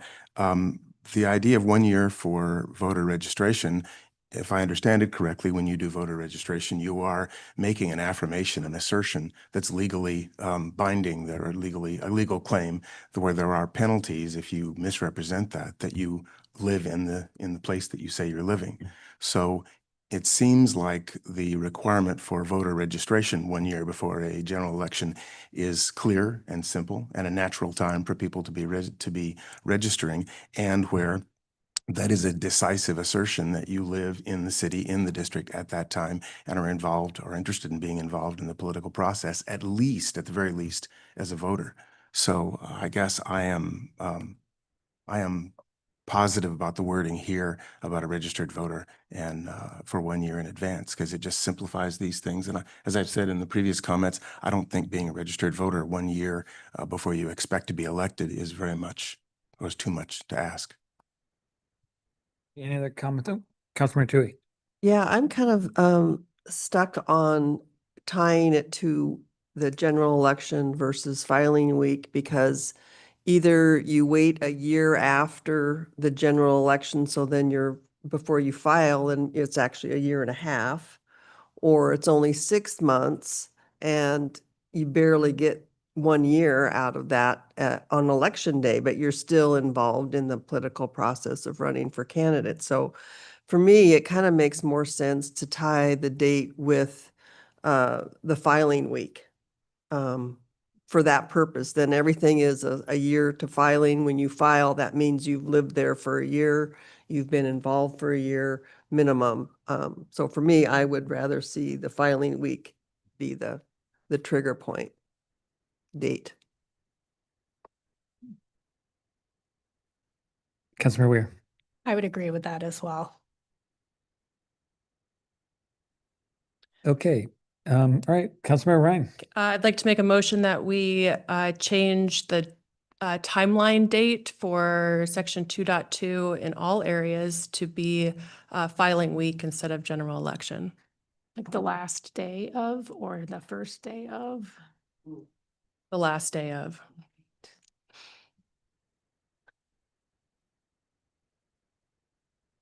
Do I have a second? I'll second. Okay. On the, I guess we're going to amend the language, not necessarily the final motion. Amending the language. Is there any comments or questions? Councilmember Domingo. I guess I'm trying to understand the timing here. Are we talking about someone registering at the end of filing week? I mean, filing first and then registering afterwards? No, a year in advance. So the clock of 1 year of residency and voter registration, instead of being a year back from the general election, it's a year back from the week From of filing the week. last day of filing. which So is that will usually often be the about week of 18 May. months then. By the time you take office. So instead of taking office in minimum, you've got 13 months of residency. Now it's, 18 months. Got it. Thank you. Councilmember Urbano. I don't remember very well, but I think when I registered to run for office, I think I went to a county website and I read the requirements for it. If we change the requirement, it's probably gonna cause some confusion between the county and the city. Or should we just wanna keep everything the same, so? We'll have to work with the county. I imagine that the county, and at least I don't know specifically for this question, but I know that the county definitely takes into account the municipality's general, what their requirements are on some of this stuff. So I'd imagine they'd want to change the website so it's accurate because it's still binding on it. And they want to properly inform candidates, but I don't know for certain on this exact issue, but I'd be surprised if the county didn't work with us so that the registration requirements were clear. Thank you. Okay, Councilmember Bader, I saw you on the mic there. Yeah, I'll refrain from that comment, but I do have a question for clarifying here, Ramsey, in terms of parliamentary procedure. So are we essentially, if we make a motion on this, are we essentially breaking this down into potentially 7 different motions here to put each one on the ballot, or do we need an overriding motion and then start amending? And in the past, sometimes you make motions on the second reading and you amend the ordinance and then it comes back to you as amended. So maybe you might think of it as following that path where you're making amending what's before you, but you also could. I do think you're going to be doing 7 votes. Okay. Because it's the 7 different propositions. Well, seven different motions, basically. Okay. Okay, thank you. No, thanks for that clarification. So we're not passing just one motion for all of it at the end. We need 7 is the way it. I mean, there's one ordinance in front of you. Okay, actually, I take that back. It is written as one ordinance. There's 7 different propositions as Yeah. it. You have, you don't have to, you're going to have to Make a motion at decide the on end how and pass many it all. of them are you going to include in this ultimately, obviously, because we also have the 8th one, which is the term limits, which you need to decide whether you want to include that in this as well, too. Right. So probably we're going to have votes what to include in the ordinance and then one final vote at the end. So that was my goal, is to break it down, to simplify it, and then at the end, we'll vote on everything all at once. So to clarify, Council President, if I may ask, Please. it would now read, no person shall be eligible to hold elective office unless he or she has been a registered voter within the city of Everett for at least 1 year immediately preceding the date of the last day of filing week. Is that correct? Yes. Thank you. Good. And then same with the other references to the general election. Yep. Thank you. Okay, so at this point, we have a motion, a second, and this is not to pass the proposition to put on the ballot. This is to change the proposed language. So, And it's this new proposed language was the intent. Yep. So that's what you edited.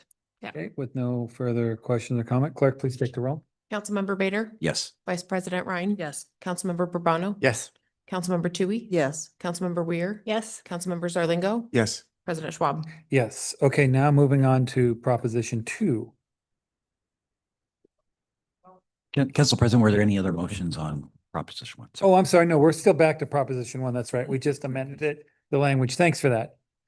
Okay, so we're still on Proposition 1. So in addition to the eligibility requirement that we've been discussing, this also, sorry about the typo, I made this PowerPoint like whenever this meeting started is when I finished it. So this has the inclusion of the 4.10 section, which is the oath of office, and the no outside elected government office for council and mayor there at the end. Yeah. Okay. I don't Right. know that you guys have talked about the dual offices all that much, or the oath of office piece, which is just like a clarifying thing that will help our staff. So. Councilor Rader. Ramsey, is there any concern about the constitutionality of this? We had the power to restrict this. I support the idea, but I'm just concerned that ultimately that could be challenged. The simultaneous office issue? Yeah, that's perfectly fine. Okay, thank you. Okay, seeing no questions, we'll move on with the Proposition 1 language. As amended, As basically, amended, when you uh-huh. get to the end, yeah. Okay, yes. Oh, Councilmember Burbano. We are also amending the time requirement for this one as well, right? The what requirement? Sorry. It also has a time requirement, must have been a voter and resident of the applicable This is council district. This is the key language. Mhm. The actual like proposition measure language is just what was in there before, but it'll be matched to the Okay, as amended, yeah. perfect. Thank you. Okay. Okay. All right, thank you. Okay, number 2, this is a section that sets the a floor of the number of city council meetings at 36 plus spaced out through the year with one that has to be in the evening. What you discussed last time was handling that question of who chairs meetings in the absence of the council president. And so that was the proposal that City Attorney Rowan sent you. This adds this language here: in the absence of both, president designates council member to preside over the meeting. So And that's how it's currently written. Or do we need you to? would need to make you would need to make a motion to amend the 3.2 section to add this into Proposition 2. Okay. Councilmember Ryan moved to Okay. approve Vote. this language as proposed on the screen to incorporate into Proposition 2. Thank you. I'll second that. All right, motion seconds made. Any more discussion? You okay there? Okay. Motion and seconds were made. Any further discussion or questions? Okay, clerk, please take the roll. Councilmember Bader. Yes. Vice President Ryan. Yes. Councilmember Burbano. Yes. Councilmember Tui. Yes. Councilmember Weir. Yes. Councilmember Zarlingo. Yes. President Schwab. Yes. Thanks for the heavy lifting, guys. Just one quick note on that, if I could, Council yeah, President. please. I don't particularly personally favor the idea of reducing us to 36 meetings, but out of respect for the Charter Review Commission, I do support putting this on the ballot for that. So I'm just concerned it may potentially look to the voters like we're trying to get out of work, but not that we're trying. Anyhow, just saying. Councilmember Zarlingo, did you want to make a comment on this? Just a comment, I agree with that, but I also see that we aren't going to approach 36 meetings given the work, the number we've been doing just by necessity for the content we have. I don't know how it's be possible at this point. So, okay, thank you. So we just did that. Number 3 was sections 3.4 and 3.5. They're combined with the modernization language in Prop 8. Number 4, we already talked about. That was section 4.10, the oath of office. We already discussed that guy. So anyways, that's too bad. That language has been changed and already Yes, those proposed with this group. They were in the ordinance, but the cover sheet, anyways, sorry about that. Okay, no, thanks for the info. So Proposition 5 would be renumbered to like 3, I think. Oh, I can move my screen around to Proposition 3 in our final document. You don't have to take an action on that, letting you know that it's numbered 5 in the packet, and we'll get them so that there's sequential 1 through whatever number we get to. This is the civil service one, so that's it. Unless there's further questions, it'll just be in the In the our in the final final ordinance. ordinance. Yeah. I don't think that, I guess I would say for your procedure and like timeliness, if there is a sense that you want, that there's a divided vote on this and you want to make sure to take an action because you kind of don't want to advance this one, you could make a motion to say you want to make sure to include it. But if this is more of a routine item that you are feeling like everybody is okay with including, we could just move ahead and you I don't. think take it's a vote on routine. We it. had time to, Yeah. unless someone wants to make a motion, I think we could probably move Just- forward, as stated. Okay. We'll just, it looks like unanimous consent. Generally, no questions. We'll keep 5 as the new 3 in the package. 6 as the new 4. This one has a proposed change. So this is the one that deals with a bunch of initiative and referendum, the thresholds for signatures, some process items, and then this fiscal impact statement. So there was language in 11.5 that had the idea that in the explanatory language, which was only 200 words, that we would direct voters to find that on the city's website. Last time you guys added this kind of procedural piece that includes like, when does the finance director prepare this statement, that it is at this stage of the process. So that's should you want to include that this would be a motion to amend 11.2E. Okay, so we need to add this language. If we do so, we'll need to do this change now. If you want it, make a motion. All right. Discussion, I guess let's make a motion, then we can discuss it. I'll make the motion. Right. And just to clarify, what happened is the charter committee recommended the language in the explanatory statement of recognizing there is a fiscal statement, but there was nothing in there that actually required the preparation of the fiscal analysis. And so that's what this language is doing, is saying, yes, we should prepare the fiscal analysis, and then the charter committee commission's recommendation, then it's going to be referenced in Do I have a second? A second. Okay, so I think part of this was that it's probably too long to go on a ballot.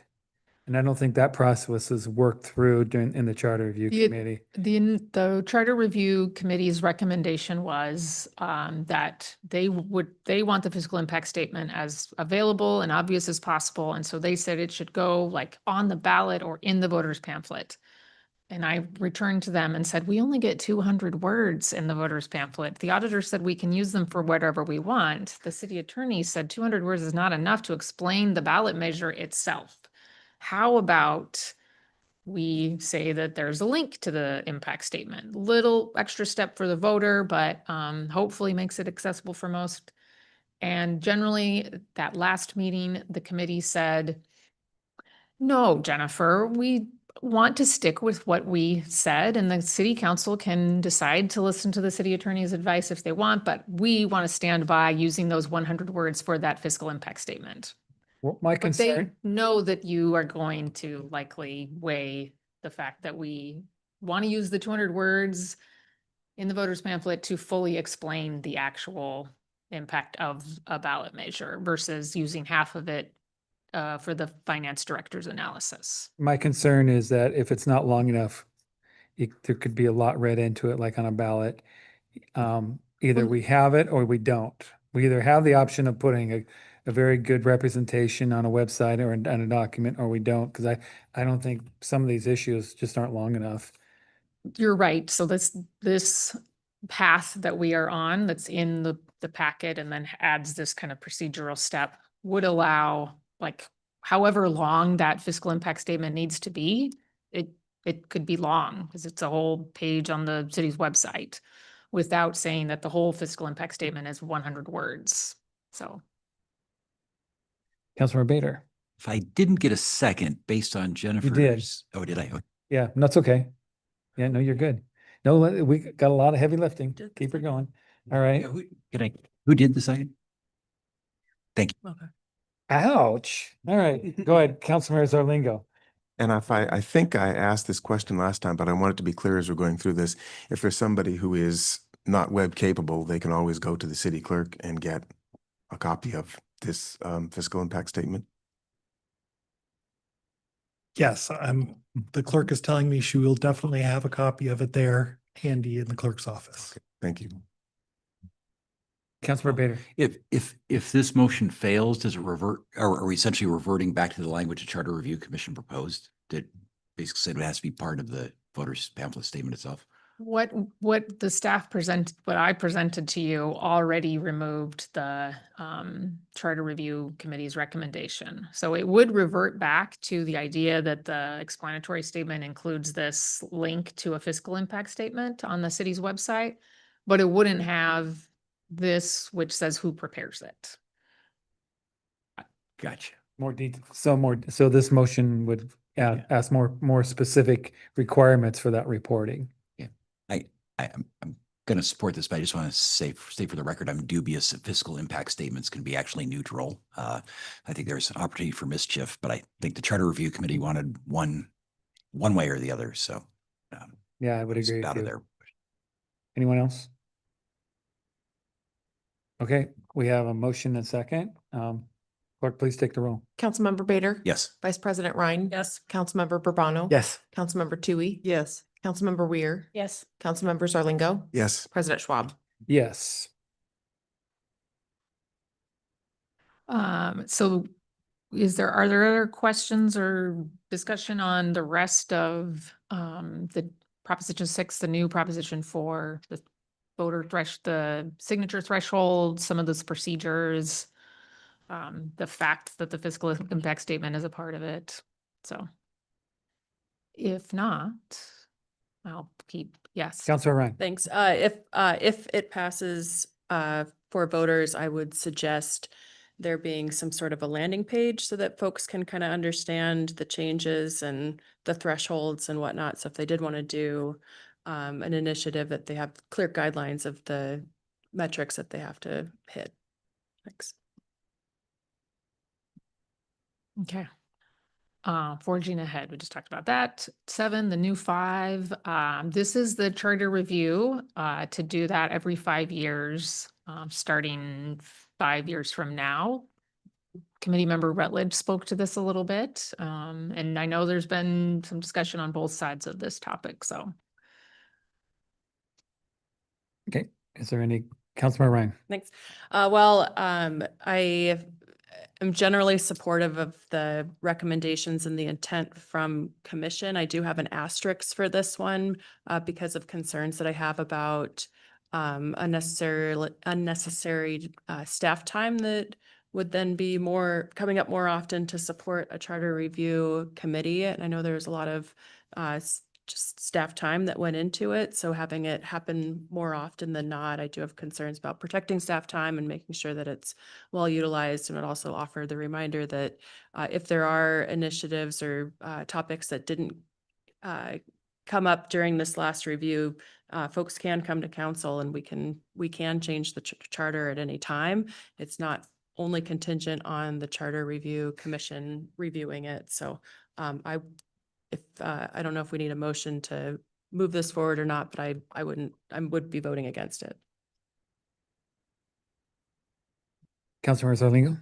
I think Councilmember Ryan said just what I'm thinking as well, because I'm not sure that the committee understands our ability via, even in addition to our council procedures, which we look at every year and decide on, and indeed have adjusted some for the way we handle when the president is not here to preside over the meeting with the vice president. So I'll second her opinion on that.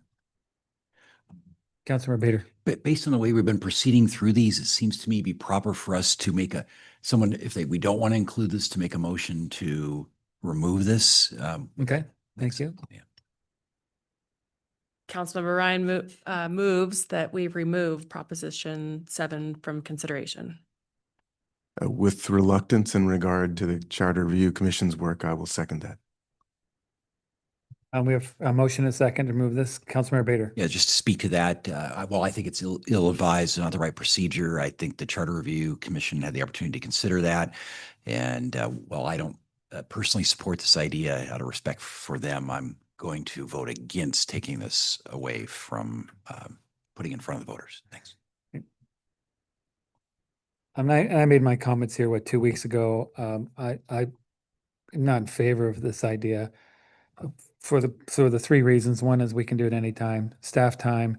Also, I think more of a philosophical point is I don't think the charter should be up for review constantly. I think it's more of a foundational document that should be slow to change. Any other comments or questions? Okay. Clerk, please take the roll. Councilmember Bader, No. Vice President Ryan, Yes. Councilmember Bourbano. Yes. Councilmember Tui, Yes. Councilmember Weir, Yes. Councilmember Zarlingo, Yes. President Schwab. Yes. Okay. Okay, moving on to our next moving on. proposition. We just have two left. This is the modernization, which allows for publication on the city's website. Has some clarification on like ordinances being available in the office of the clerk and like what format and how many copies there are. And we also inserted some of the public notice language around the initiative and referendum processes into this. So that's the 11.6 that's up there at the top. I think no, that one doesn't have a, oh yeah, this was because I wanted to clarify 3.4 and 3.5 are in here, but. So this has been unchanged. There's questions about it, or if you're all good with it, we can move ahead to our last one. Okay. Looks like it. I think this is the last one, which was the question of term limits. And this wouldn't be Proposition 9 anymore. You already cut one and we renumbered some things. Maybe it would end up being 6. And it's what had been drafted and discussed by the committee ultimately was not included in the final report, along with a few other items.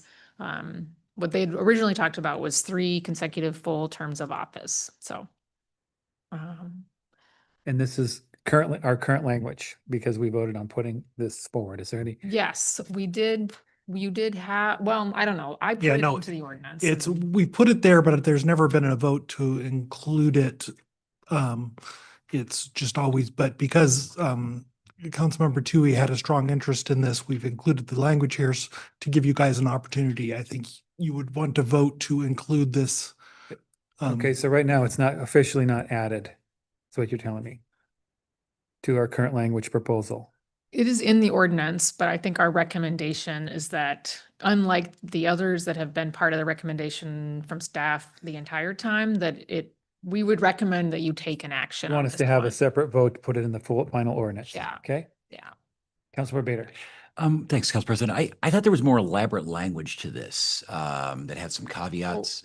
There is. Okay, yes. thank you. I just wanted to Yeah. confirm that. Thank They you. all are more elaborate. They all are like at least a page. I just pulled the summary proposition language for the PowerPoint, so it's longer. Yeah. Okay, Councilor Tui. Yeah, I mean, I realize that this didn't come through as a final from the committee, and I appreciate all of their conversation on it. It just, to me, it's been a very important part of what I hear from constituents.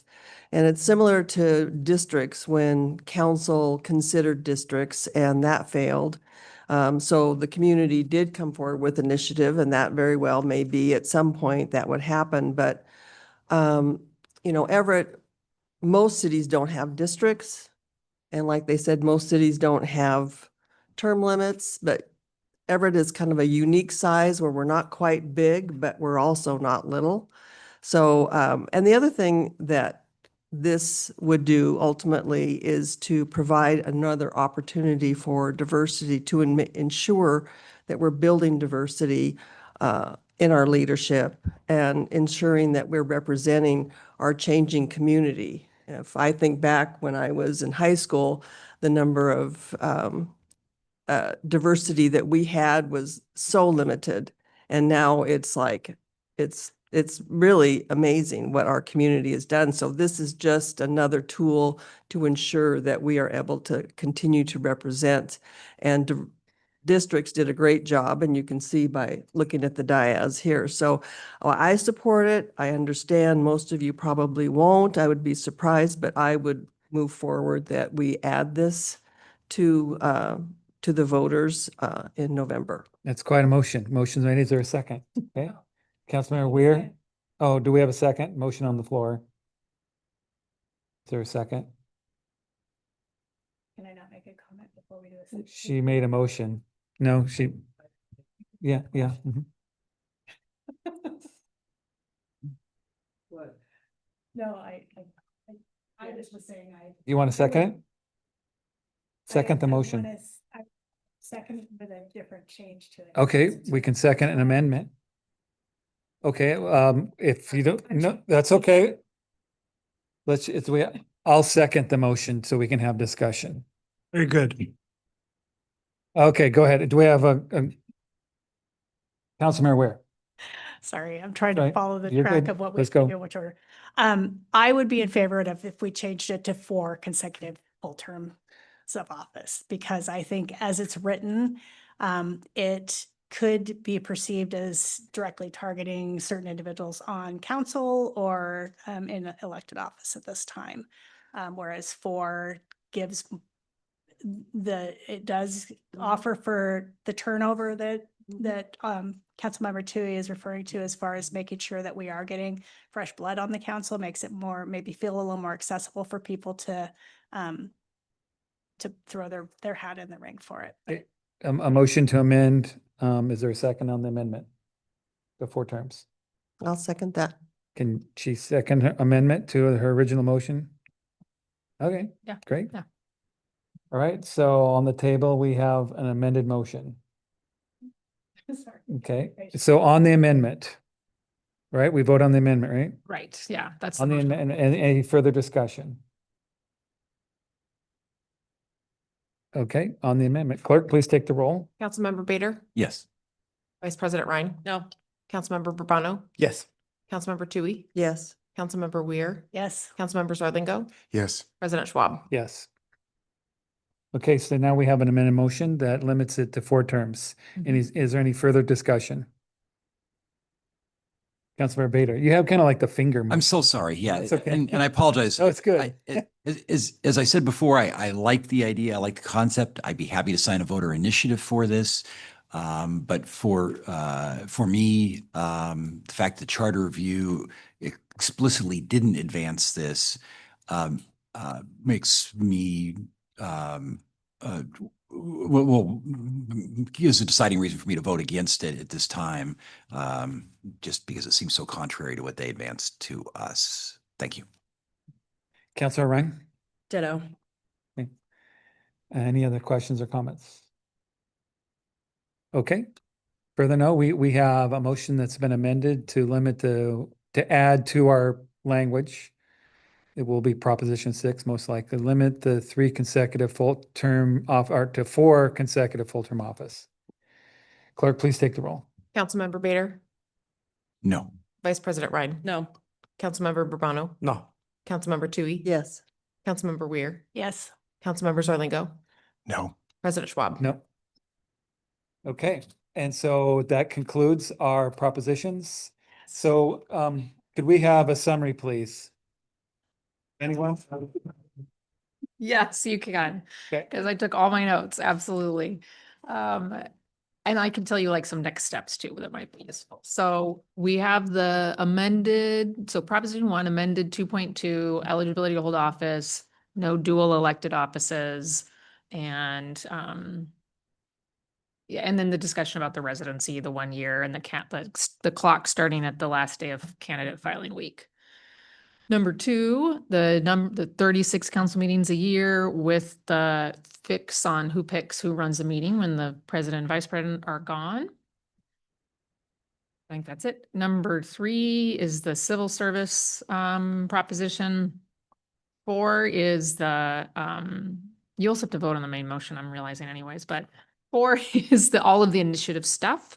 The initiative thresholds, the petition process, the petitioners committee, their ability to cure invalid signatures that they've submitted, the inclusion of a fiscal impact statement, when the finance director prepares it, where it's located. 5 is not gone, so that's not the periodic review. We cut that. So the new 5 is the modernization and website noticing that touches like 9 chapters of the charter. And that's it. That's 5. Yeah. Okay, and so we did original motion to create the language in the ordinance. We have amended it several times now. And so do I have a motion to do a final adoption of Council Bill 2603-33 as amended? So move. Seconded. Okay, is there any more questions or comments? Okay, clerk, please take the roll. Councilmember Bader? Yes. Vice President Ryan? Yes. Councilmember Bourbano? Yes. Councilmember Tui? Yes. Councilmember Weir? Yes. Councilmember Zarlingo? Yes. President Schwab? Yes. Good work. Thank you very much. All right.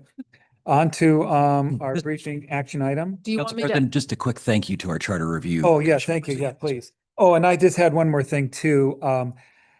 Without council, unless council has other ideas, I would ask that we allow the mayor's staff to go through the process and make the appointments for the con and pro for the propositions, and with a final decision by the council, final vote by the council. So tomorrow we'll advertise to the community. We've got a press release and web form ready that we had it ready for 9. Now there's 5 propositions. So we'll put the word out to the community for folks to sign up if they want to be part of the pro or con committees that write the language for the voters pamphlet.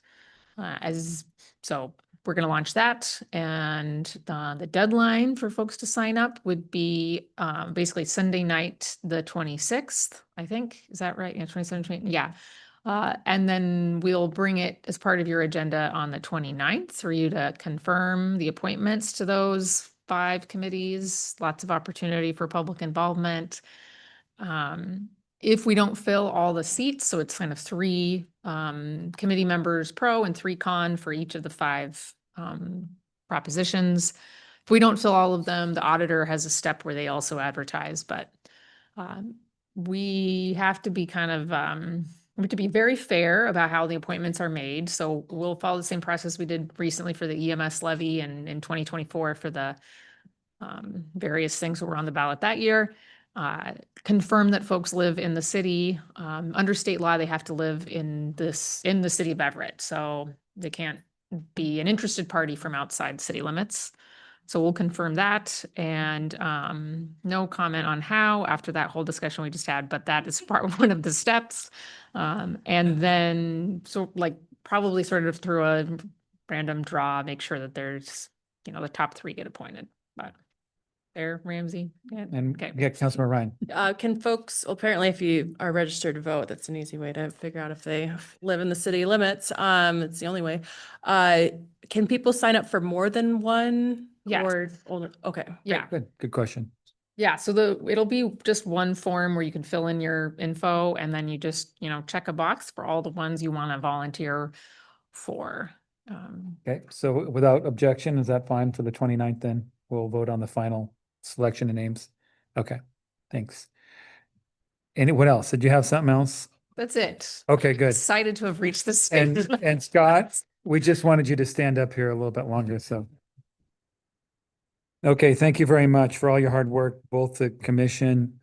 I mean, and for this group, I just saw over and over hard work on all aspects. Thank you, Jennifer, for your hard work, and it's been quite a process. So, all right, so moving on. So we have a briefing and action item, number 15, a resolution approving a purchase of properties for the Everett Outdoor Event Center.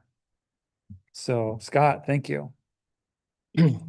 President Schwab, council members, Scott Pattison, staff. Thank you for the time tonight. I know it's been a grind. Ben and I promised to get through this quickly. On April 29th, 2026, the council authorized the mayor to sign all documents necessary for the city to access the $7.4 million grant from the Washington State Department of Commerce. On that same day, the council also approved funding for property acquisition. Tonight, we are seeking your approval to purchase properties known as 1, 2, 3, and 5. Also tonight, I have our consultant Ben Franz with me, and we'll go through a short presentation with you. All right, Council President, council members, it's great to see you this evening. As always, I enjoy being a witness to your parliamentary proceedings and process. I will admit that I got a little bit lost during some of the back and forth, but fortunately for all of us, you did not. So I appreciate that. As Scott said, we will have just a brief presentation for you tonight. Want to touch on schedule, the specifics of our property acquisition efforts to date, at least that which we can share in public. As you know, much of that is protected in executive session as we have sensitive negotiations still underway. And then Scott will wrap up again with the specific actions tonight and then later this month. Tonight you'll take, you have before you some consideration of key properties that allow us to unlock the state grant. Those properties also constitute site control for us to be able to advance critical work in the field. Obviously, as soon as we present to you a full funding plan and a commitment from our general contractor for the total project cost. And so we anticipate that will happen later this summer. In September, we anticipate actually bringing forward to you all of the remaining properties we need to construct the facility, and we're making great progress on that front. And then later this fall or early winter, want to be under construction with the full project. So making tremendous progress throughout all the various project efforts. I want to share with you tonight just a couple of our most recent renderings. This is a view looking from the north entrance at Wall Street out toward the field. This is the field in the baseball configuration. As you know, this will both serve professional baseball and professional soccer. You can start to see some of the language of the materials of the facility, really mixing that industrial nature of Everett along with some clues from the history of the local tribes and construction. So you're still seeing some nods to the longhouse that are in that central core of the building on the main concourse. We're also working just off screen to the left there. We're working through the details of what we need in the program and where we can make refinements to maintain overall project budget. So I'll just give you one small example of that tonight. We originally had 4 ticket windows. Now, most tickets are digital these days. You still need some ticket windows. You need at least one that's dedicated just to general customer service. So we're actually down to 3 ticket windows. Now, what does that mean? It means we're able to shrink the administrative building, use that 1 ticket window space now for administrative space. So there's just one example of the kind of things that we're working on to refine the overall program, deliver what we need, have the facility meet what's really happening today and likely into the future for things like ticketing and concessions, and then again, aligning with our overall budget. This is a shot just inside to the concessions area.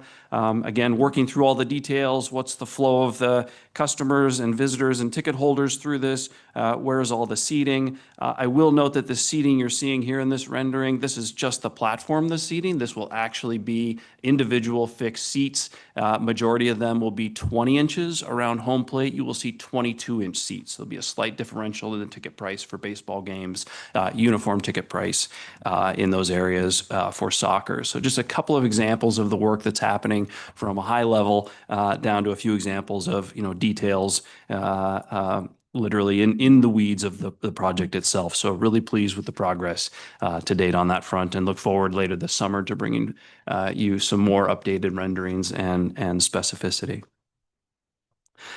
Shifting to the main focus of tonight's consideration for you is property acquisition. Again, making great progress on this front.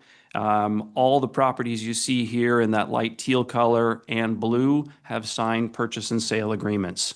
My compliments actually to Scott Pattison. He's been actively involved in this and has been a significant contributor to finalizing these agreements. So really pleased with the overall progress. And we do have one in purple there that's a pending purchase and sale agreement, just some minor details that we're working through at this point on that property. What's before you tonight, however, is parcels number 2, 1, 3, and 5. The majority of these will be purchased with the state grant. As I've mentioned in the past, this is a preferred method for capital grants, and it's actually something that I didn't know about until we started talking to the state about this project. They really like being able to transfer those funds directly into escrow. It avoids some additional red tape on their end. It gives them confidence and surety that the funds are going directly to their intended purpose. And it actually can happen in a much tighter, much shorter time frame. So for parcels 2, 3, and 5, those will be purchased with the state grant funds. 4, we also intend to purchase with those state grant funds as soon as that closes. Of course, that will come back to you before that is done for your final approval.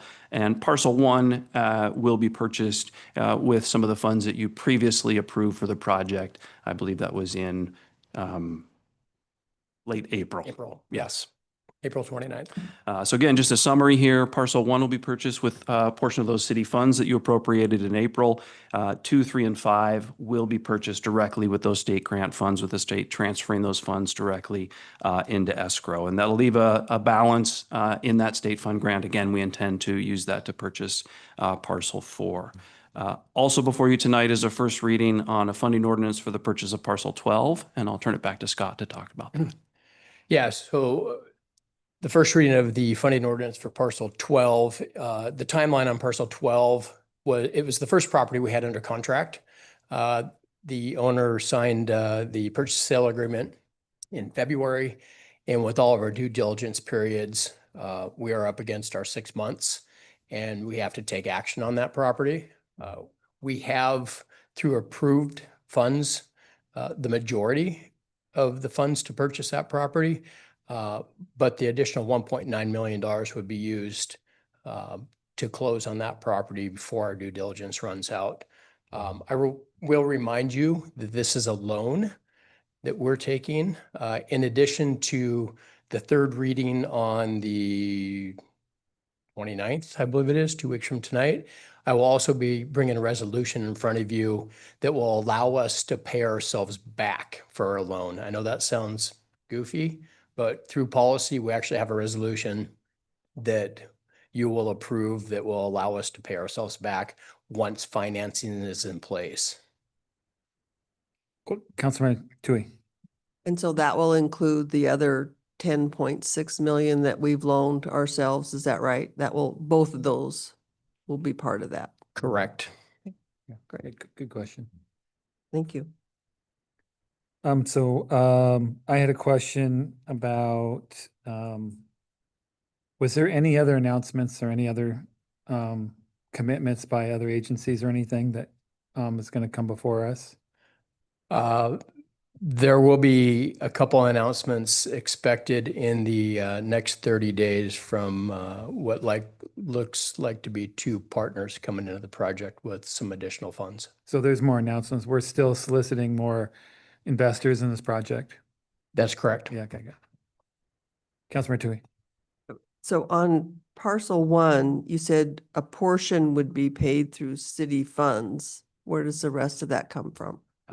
Actually, parcel 1 will be funded fully with city funds already approved by council. Okay, I misunderstood that. Thank you. Parcel 4 will be purchased with the remaining balance from the state and some additional monies from the city. The 1.9 million.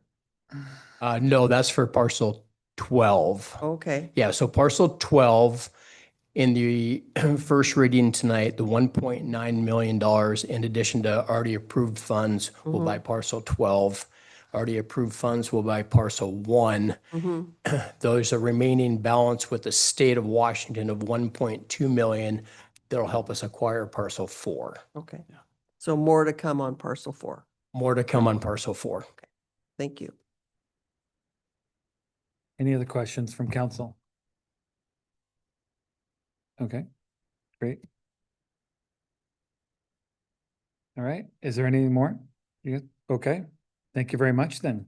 Just need you to approve us purchasing some properties. Yeah, got that. So, all right, so before us, we have action item number 15, adopt a resolution approving purchase of properties for Everett Outdoor Event Center. Is there a motion? Move to approve the resolution. Councilmember Ryan seconds. Motion and second. Any more comments? Okay, Clerk, please take the roll. Councilmember Bader? Yes. Vice President Ryan? Yes. Councilmember Bourbano? Yes. Councilmember Tui? Yes. Councilmember Weir? Yes. Councilmember Zarlingo? Yes. President Schwab. Yes. Thank you. All right, so we're gonna move to public hearing, another one. Item number 16, adopt a resolution for the annual Transportation Improvement Program, known as TIP. The update for 27 through 32. I will now open the public hearing. Is there anyone here to speak on this issue? There is not. Okay, they've all gone. All right, so I guess at this point, there's no presentation. The opening hearing is open. And is there a motion to close the public hearing? Councilmember Ryan, so moves. Second. Okay. Clerk, please take the roll. Councilmember Bader? Yes. Vice President Ryan? Yes. Councilmember Bourbano? Yes. Councilmember Tui? Yes. Councilmember Weir? Yes. Councilmember Zarlingo? Yes. President Schwab. Yes, do I have a motion to adopt item number 16? Councilmember Ryan, so moves. Second the motion? Motion second's been made. Clerk, please take the roll. Councilmember Bader? Yes. Vice President Ryan? Yes. Councilmember Bourbano? Yes. Councilmember Tui? Yes. Councilmember Weir? Yes. Councilmember Zarlingo? Yes. President Schwab. Yes. And with no further business before us, no executive session, meeting's adjourned.